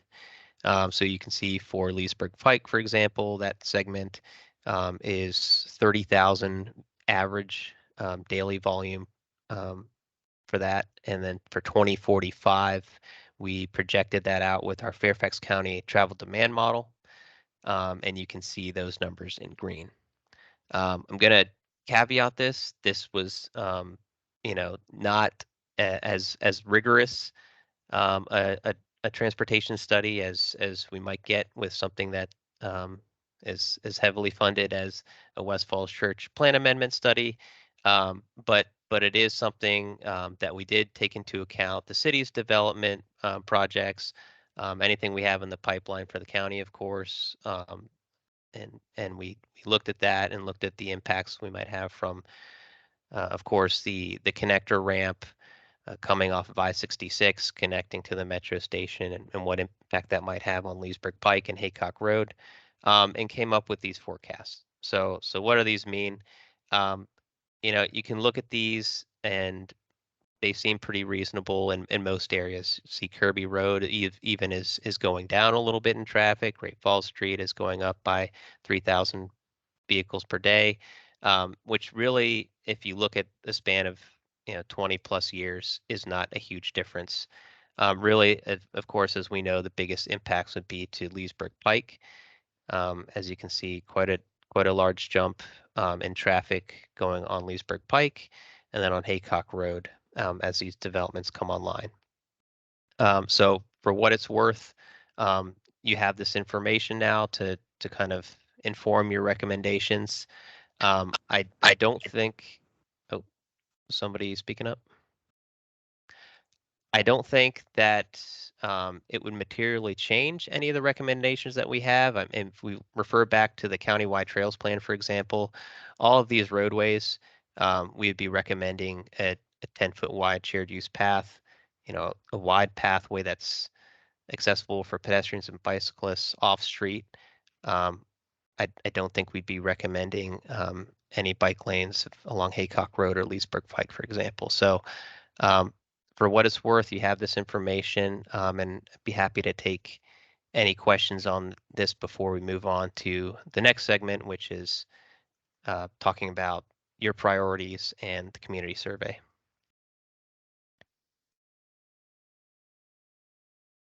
And if there are no questions, that's great. So next section of the presentation is really what I wanted to focus most of our time on. I know I said we get done in less than 2.5 hours, but I don't know if we're going to achieve that tonight. But here goes. I sent this community survey out to everybody a few weeks ago, and I appreciate those of you taking the time to look at it and provide some feedback. But wanted to go through it during the meeting today and see if anybody had anything else they wanted to add or change before we do publish this and send it out to the community. This is going to be really important in getting their feedback and then informing, hopefully, some of the recommendations you all make, taking into consideration what they want to see as part of this study's recommendations. So the first couple questions I have here, taken a little bit out of order from the survey, but have more to do with, not necessarily specific infrastructure improvements or crossing improvements, but, generally, what are the 3 improvements you feel are most important to enhancing active transportation? So we listed a few of those here: wider sidewalks, improved roadway crossings, bicycle lanes, bicycle parking. If there's anything that you think is not clear in any of these questions, oftentimes we get caught in transportation jargon and or anything that you think should be added. That'd be a good time to speak up and let us know. Rob, you got something? I mean, wider sidewalks is good. You might add that and say wider or new sidewalks, because I think we've been hearing a lot of like, Sure. we need a sidewalk, not just a wider sidewalk. We need a sidewalk. So you could maybe add to A. Right, wider / new sidewalks. Sure. Yeah. Good point. Cheryl, I think you're up next. Yeah, Tim, what context are you going to put this in? I mean, are you going to be talking about 2019? This is the traffic levels that you dealt with. This is current day, but by 2030, we expect this much traffic, and by 2024, Little Haycock Road is going to have 25% more traffic than it currently has. How are you going to set the context for this community survey? It's really just what they would want to see, regardless of the traffic levels. What they see walking and biking around their community now within the 1 mile, and then biking within the 2-mile radius of the station, and what they want to see. We will certainly keep them informed of the developments, and as far as the community meeting goes, that are taking place in the city of Falls Church and the WMATA rezoning, of course. But I think that gets away from, the big picture questions. Actually, I don't think it does. I mean, the reason why we even have this active transportation study is because of the pressure that my neighborhood and our larger community that was excluded from the task force brought to bear, largely on Supervisor Faust, and Ben and Jane know this better than anybody else. So I think it's pretty much incumbent upon all of you to put it into some kind of context. And that context is the development that is taking place that is going to add an additional amount of traffic into our streets that are already overburdened. And without it, I don't really see how this brings much value to the table. And I'm sorry to say that, but I really don't find, making a list and having people tick off their top 3 is really very much of a study. And I really want to go on the record and say that now. Thank you. All right, thank you, Cheryl. If you don't mind, I'll respond to that comment. the reason why the active transportation study was incorporated into the plan amendment was in large measure a recognition of the fact that there are inadequate facilities in the area today. That language was not necessarily it wasn't added because of the development that's going to be occurring. That those projects will be required to have adequate facilities on site. So the question, I think, is what can we do outside of that area to improve the facilities? And I think the slide that Tim showed with the traffic volumes indicates that, yes, there will be increases, but there's not going to be a dramatic change.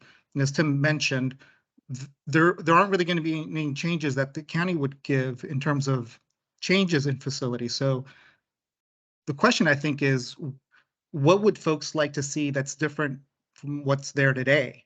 And I think saying, traffic is going to increase 25% isn't really going to make, I think, much of a difference in people's minds. I think if anything, it's going to muddy things for them. So I think the question is really just, what are the types of improvements that you'd like to see in your community? Well, Ben, we'll have to agree to disagree on that point. Sonia, you had your hand raised? Yes, I wanted to go back to the slide here. So I'm thinking with question number 6, maybe it should be more like, pedestrian infrastructure, wider sidewalk, or new sidewalks, wider sidewalks. I was thinking the same thing with the bicycle lanes. Like, it could be better than bike lanes. It could be, improved bike infrastructure, bike lanes, buffered or protected bike lanes, just to sort of capture whether it's pedestrian improvements, bicycle improvements on road. I think bike parking. I also wonder, we're talking about a pretty big study area, so there's the project, the TSA area, then there's the 2-mile bike shed, right? So I'm not sure what we're going to get because we need a little bit of all of these all over the place. So separate from that, those sort of simple recommendations, I was wondering if the survey could allow people to rank their choices instead of just picking 3, right? So you can rank them, what's your priority, all the way down to your least. I know like SurveyMonkey and things like that offer that. And so, because, picking 3, I mean, clearly you need all of these. The question becomes, what's the priority and how do we prioritize ones that we can't do right away? So that's just my thought. Thank you. Right. No, that's a good point. Yeah. And I think Sonia, the other thing to keep in mind is that we wanted to kind of at least have at least some priorities to start in each quadrant. We agree, we're going on 1 through 15 or however many there are is an appropriate thing to do. But if we can focus on like the top 3 or 4, and then if those get done, then, obviously we have the next list being generated. Does it matter do people identify where they live when they make these responses? Will we know that about each respondent or no? That is one of the questions. So okay, got it. We asked address. Yep. Yeah, thanks. Well, I guess as a matter of that question, can you ask what your 3 top improvements are for those different quadrants like you asked us? Or is that your thought? Yeah, so we'll on the next couple slides, we get into that too. Yeah, Thanks. so we'll ask the same, like the quadrants, the 4 quadrants as well. And if there are no more questions on this one, we can move on to the next one, but that's good feedback. Thanks. Mark. Oh, there is. Oh, Mark. Go ahead.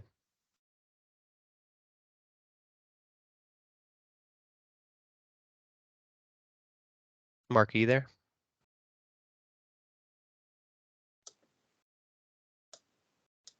Sorry, I was muted and off video. I'd okay. recommend, Tim and everybody, I'd recommend dropping question 14 altogether as kind of a distraction.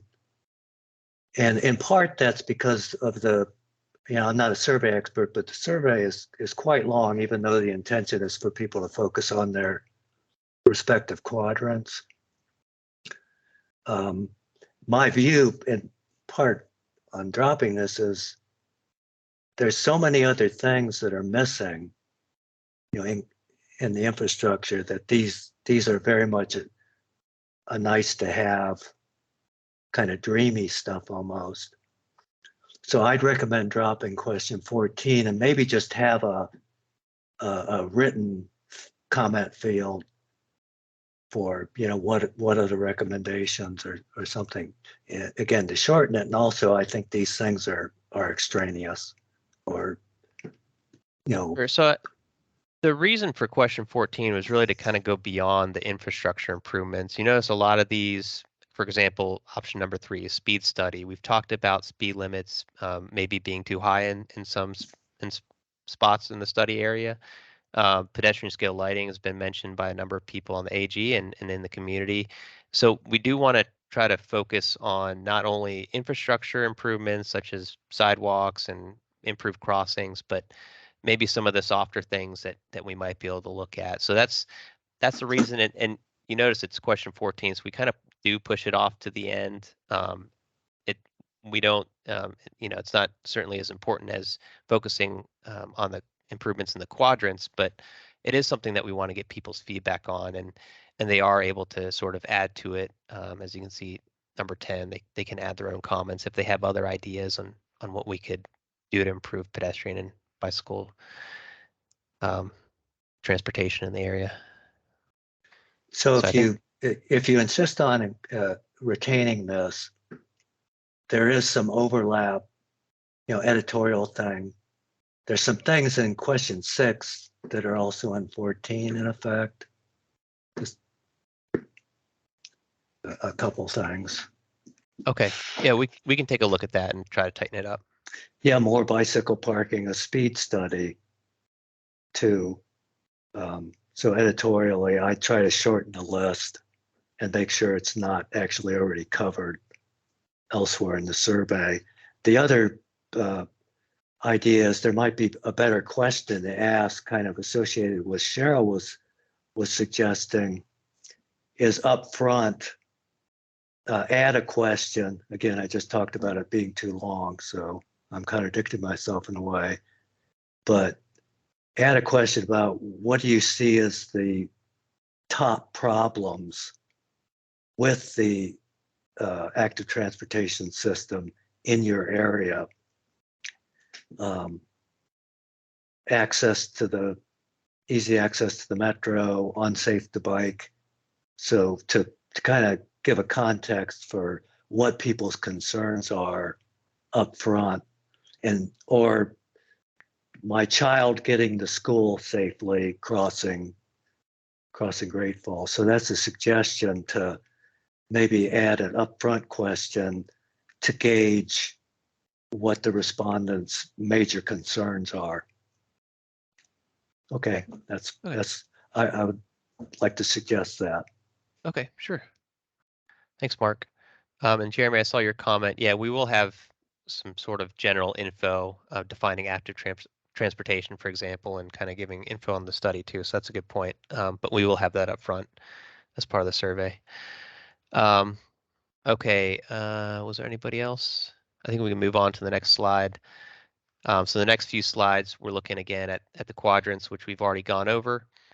And this also incorporates the feedback I got from you all as far as kind of where you voted or expressed interest in the different recommendations as being priorities.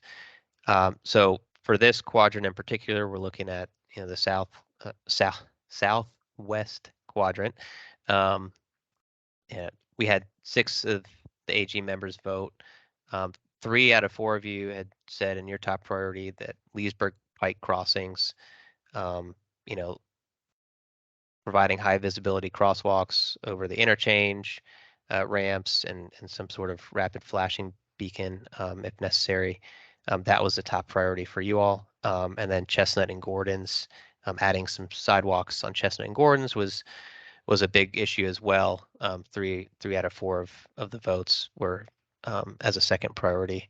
So those were kind of, I've highlighted some of the other areas that you all focused on. And again, this is a big list, but wanted to make sure that we captured everything in each quadrant. So if there's anything that you do want to add, that's fine. If there's anything that you think doesn't belong here, or doesn't need to be considered, or should be changed, you can let me know now, or I'll probably set a deadline for the middle of next week to get comments on the community survey, but want to hopefully try to finalize it for the most part tonight if we can. Any comments on this one? Just more general, will folks be able to skip a quadrant if they don't have any interest? Yeah, we can make that an option. Sure. Might be good. Yeah. Yeah, I mean, it is a fairly long survey, so that's probably a good idea. And there are a lot of different recommendations to sift through. Okay, well, we can move on to the next one. All right, of course, now we're looking up at Idlewood Road and Piment Drive. So again, Red Road, adding the sidewalk on Red Road, kind of in conjunction with that current ongoing TPP project to kind of bridge the gap between Piment Drive and Idlewood Road. That a lot of you thought was a priority project. A couple of you also had the connection across the WMATA rail yard as a top priority, and some of you were sort of split on whether or not that would be a good recommendation or not. So that was interesting to see. And then you can see some of the other ones highlighted there. I did add a couple others, such as improving the crossing at Hillside Drive and Eastman Drive. And there was another one I added, improving the crossing of over Idlewood, that is, at Lemon Road Elementary School. So any other comments on this? Anything to add, change before we move on to the next one? Tim, I did have something to mention. I know Sure. the sidewalk along Red Road to Idlewood, the part where you come off Idlewood onto Red Road, the two houses there, I know they're in favor of the sidewalk there. They're fine with it. And especially when you're coming down the ramp to have that off to go to the sidewalk. I do know the people down at the bottom of Red where the bike and pedestrian path has already been approved. They're going to be tough to get them to allow you to put a sidewalk in their yards. So we did, ask them about that because I know that's something you guys run into if homeowners don't want that. But the top end of Red Road, yes. The bottom end, it might be a little bit more difficult to convince them. Okay. Would knowing that, would you suggest any edits to this recommendation? I don't necessarily think that it needs to be all the way along Red Road. Okay. Just as it's very important right at the intersection of Idlewood and Red. Okay. Just that path to connect it so that the kids come off and aren't in the road. Sure. But then once they get to the intersection of Red and Redfield, I think it's Drive. I think beyond there, it's not really that important to have the sidewalk path. Okay, that's good to know. So I can edit the map and edit the Yeah. line there. All right, that's good to know. Thanks, Mira. Mhm. Anybody else on this one? Okay. I think we can move on to the next one then. All right, now we're kind of focused around Kirby Road, Great Falls Street, and sort of the eastern portion of the study area. Any thoughts on this one? Again, the big priorities here were the Great Falls Haycock intersection. That was top priority for 4 of you in this quadrant, and then the Casemont Drive mid-block crossing from Casemont Drive over to the pathway on Haycock Road on the northern side was another big one. A couple of you had that as a top priority. So any edits, additions?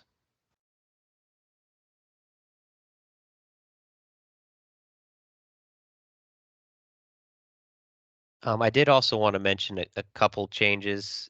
So obviously with the Casemont mid-block crossing and even with the Hutchison one, we would need a sidewalk on the receiving end. So a sidewalk on Hutchison Street and sort of ADA accessible curb ramp on Casemont and on the other side of Haycock Road. So I kind of edited those recommendations to include that. Just want to note that. Mark, go ahead.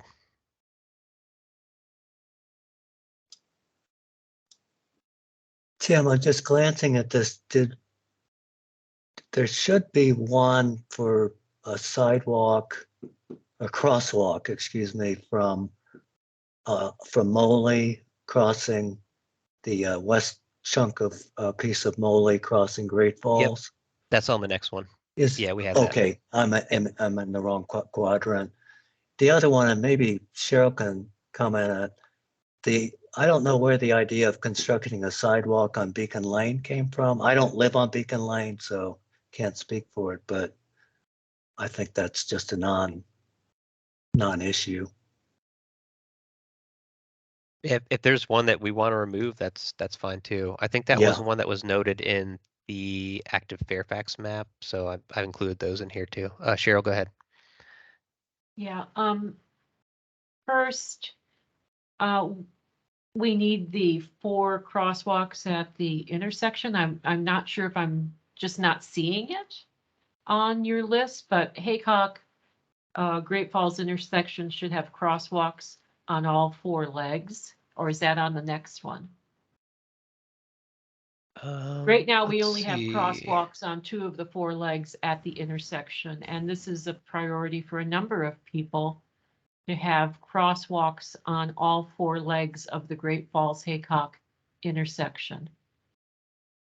And Tim, I'm making the same observation. We talked earlier about our biggest projects, the stretch of Haycock, crossing the bridge, Turner, and Cheryl's point about Great Falls, and then also I guess maybe the intersection of 7 and Haycock Shreve was on the one slide, but I'm not seeing this segment of Haycock, Turner, and the bridge as an option.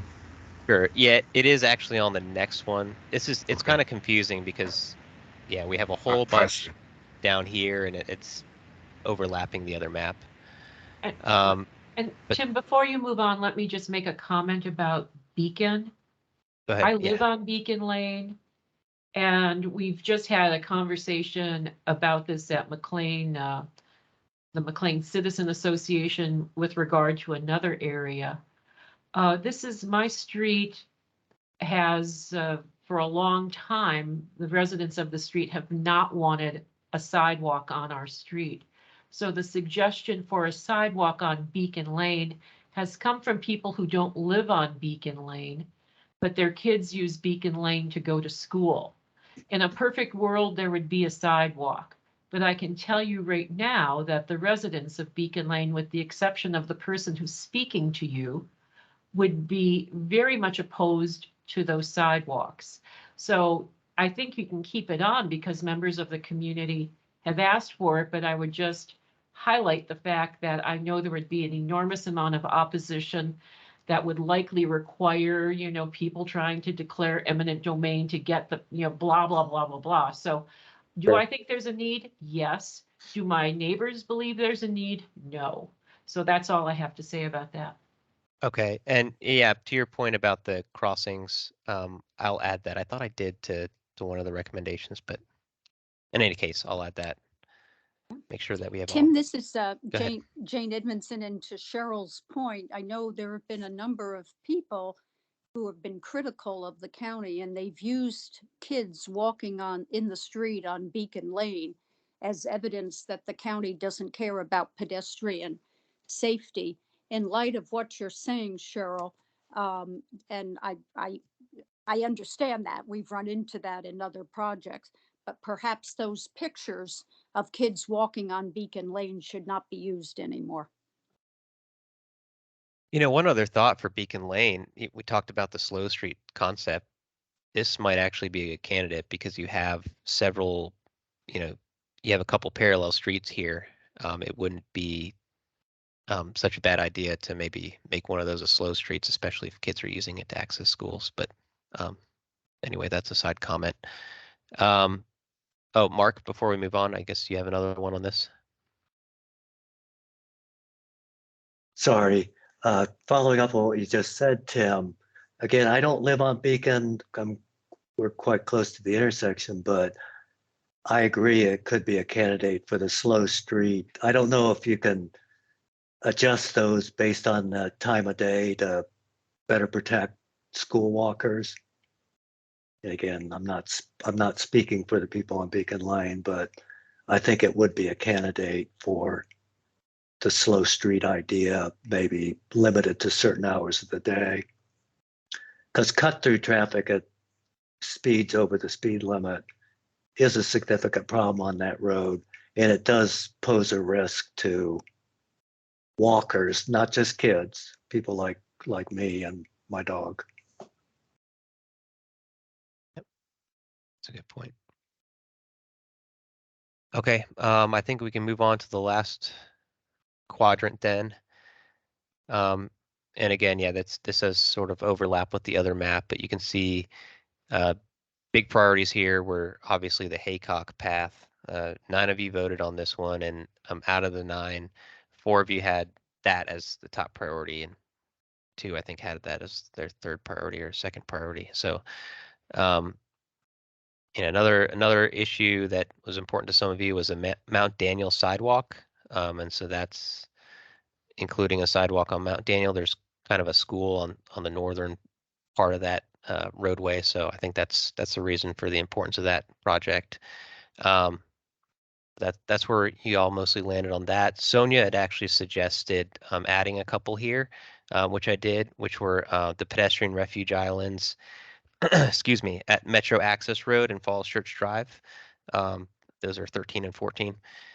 So I think that was a good idea to try to improve crossing over Haycock Road. So if there are any other additions, changes that people have on this?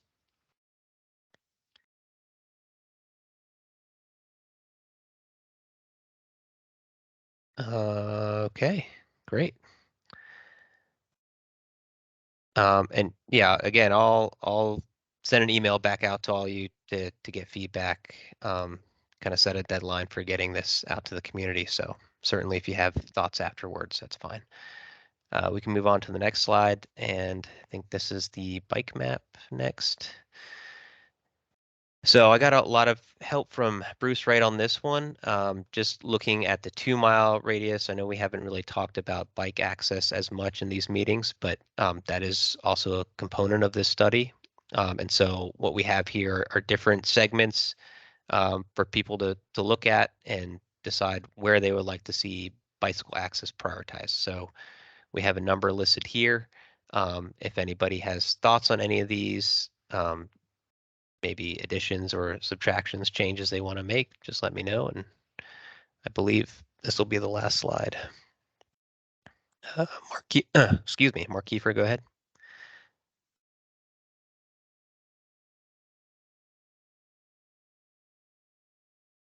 Mark, are you there? Sorry, I'm dutifully muting and turning my camera off. Yeah, no Number 2, the Haycock Road, Westmoreland to the county boundary, is that going south from Haycock to the Arlington County boundary? Is that what that's referring to? See what I mean? The way the number's positioned on the map. Sorry, doesn't straining my eyes here. Improve access along Haycock Road from Westmoreland Street to county boundary. Oh, so that's Haycock Road from Westmoreland Street to the county boundary line right before you hit Arlington. No. This is Haycock Road. So number 2 is improving access along Haycock Road. I think he's asking you to clarify the county boundary. Does it mean towards the city of Falls Church or towards Arlington County? City of Falls Church. Yeah. So that's a typo. It's Westmoreland westbound to Falls Church city line. Is that what that refers to? Because it's the way it's placed. No, it's Haycock Road running from Westmoreland Street to the boundary with the city of Falls Church. So we'd be looking to improve bicycle access in the southwest direction. Yeah. So it's not looking at Westmoreland. Westmoreland is number 7. Yep. It's both. Yeah, It's both directions. Both directions, yeah. Probably a better nomenclature would just be to describe it as Falls Church City Line, or in the case of number 7, Arlington County Line. Yeah, yeah, that's a good call. because there's this weird bump out from Falls Church City to it. You don't want to confuse people. So there's also, I guess, the bike access from Haycock Road south to the Arlington County boundary. Is that covered by 5? 5, yeah, and that's still the city. But yeah, Chris, that's a good suggestion. We'll change that. Yeah, there's some clarifications. And 7. I mean, it's good suggestions, but make sure that the reader is clear on what stretch is covered by the description. So it's Okay. kind of editorial, maybe. Yeah, we can definitely clean this up. Okay. That is it. The next slide is the last one, and that's just to kind of go over what we have coming up. And as I mentioned, we have 2 community meeting sessions. So similar meeting, just 2 sessions like we did with the first round. That'll be on May 17th and 19th. The links to those and the call-in information are posted online on the study website. And of course, the exercise we just went through, we'll be sharing the community survey, going through that in detail with them during the meeting, but hopefully we can get that out to them before the meeting actually takes place, and we'll have that open for a period of weeks to get feedback. So we'll collect that feedback, compile it, kind of group it together and make it presentable to you all. So you can kind of look at it, refine the recommendations list, and set your priorities, knowing what the community is really looking at. And that'll be in June, the next advisory group meeting. We will be meeting with the technical group at least one more time, likely in the beginning of June. I did want to share, but we are kind of running out of time here, surprisingly, that they did have a lot of great feedback, especially the Fairfax County Public Schools.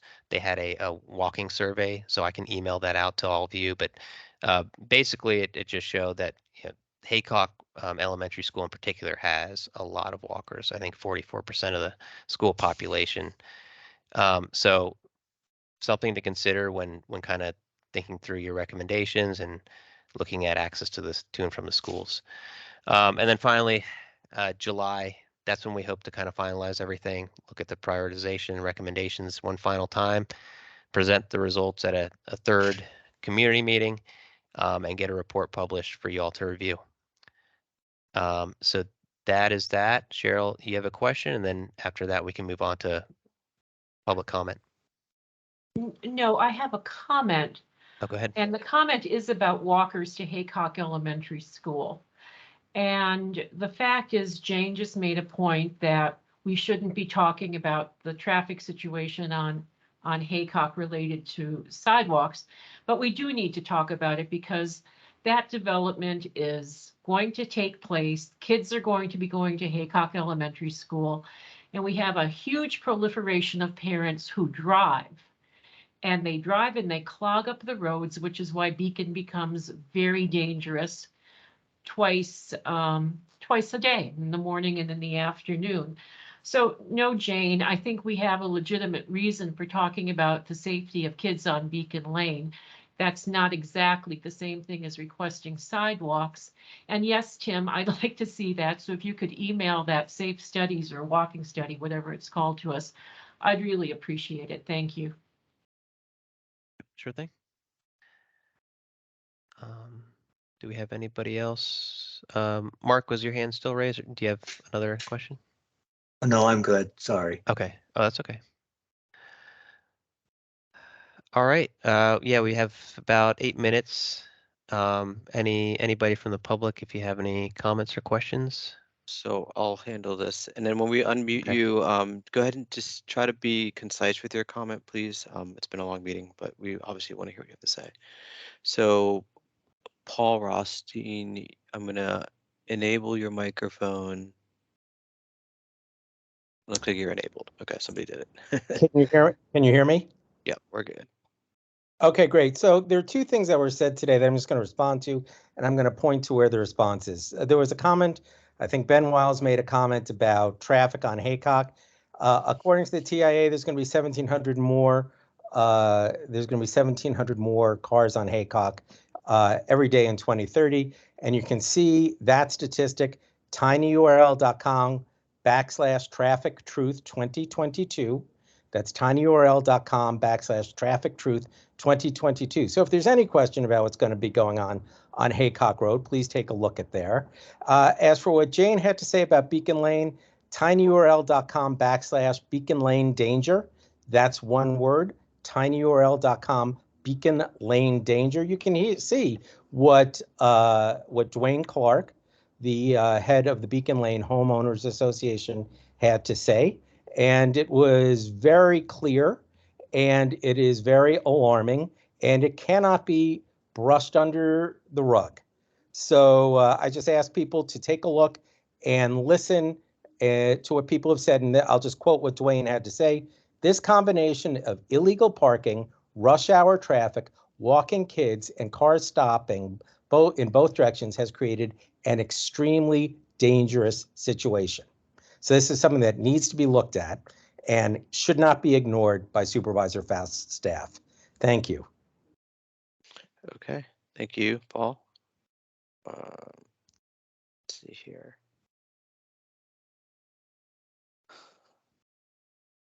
Tim, I think you have control, so why don't you go ahead and mute Paul, and then we'll, Elizabeth, you're going to be next.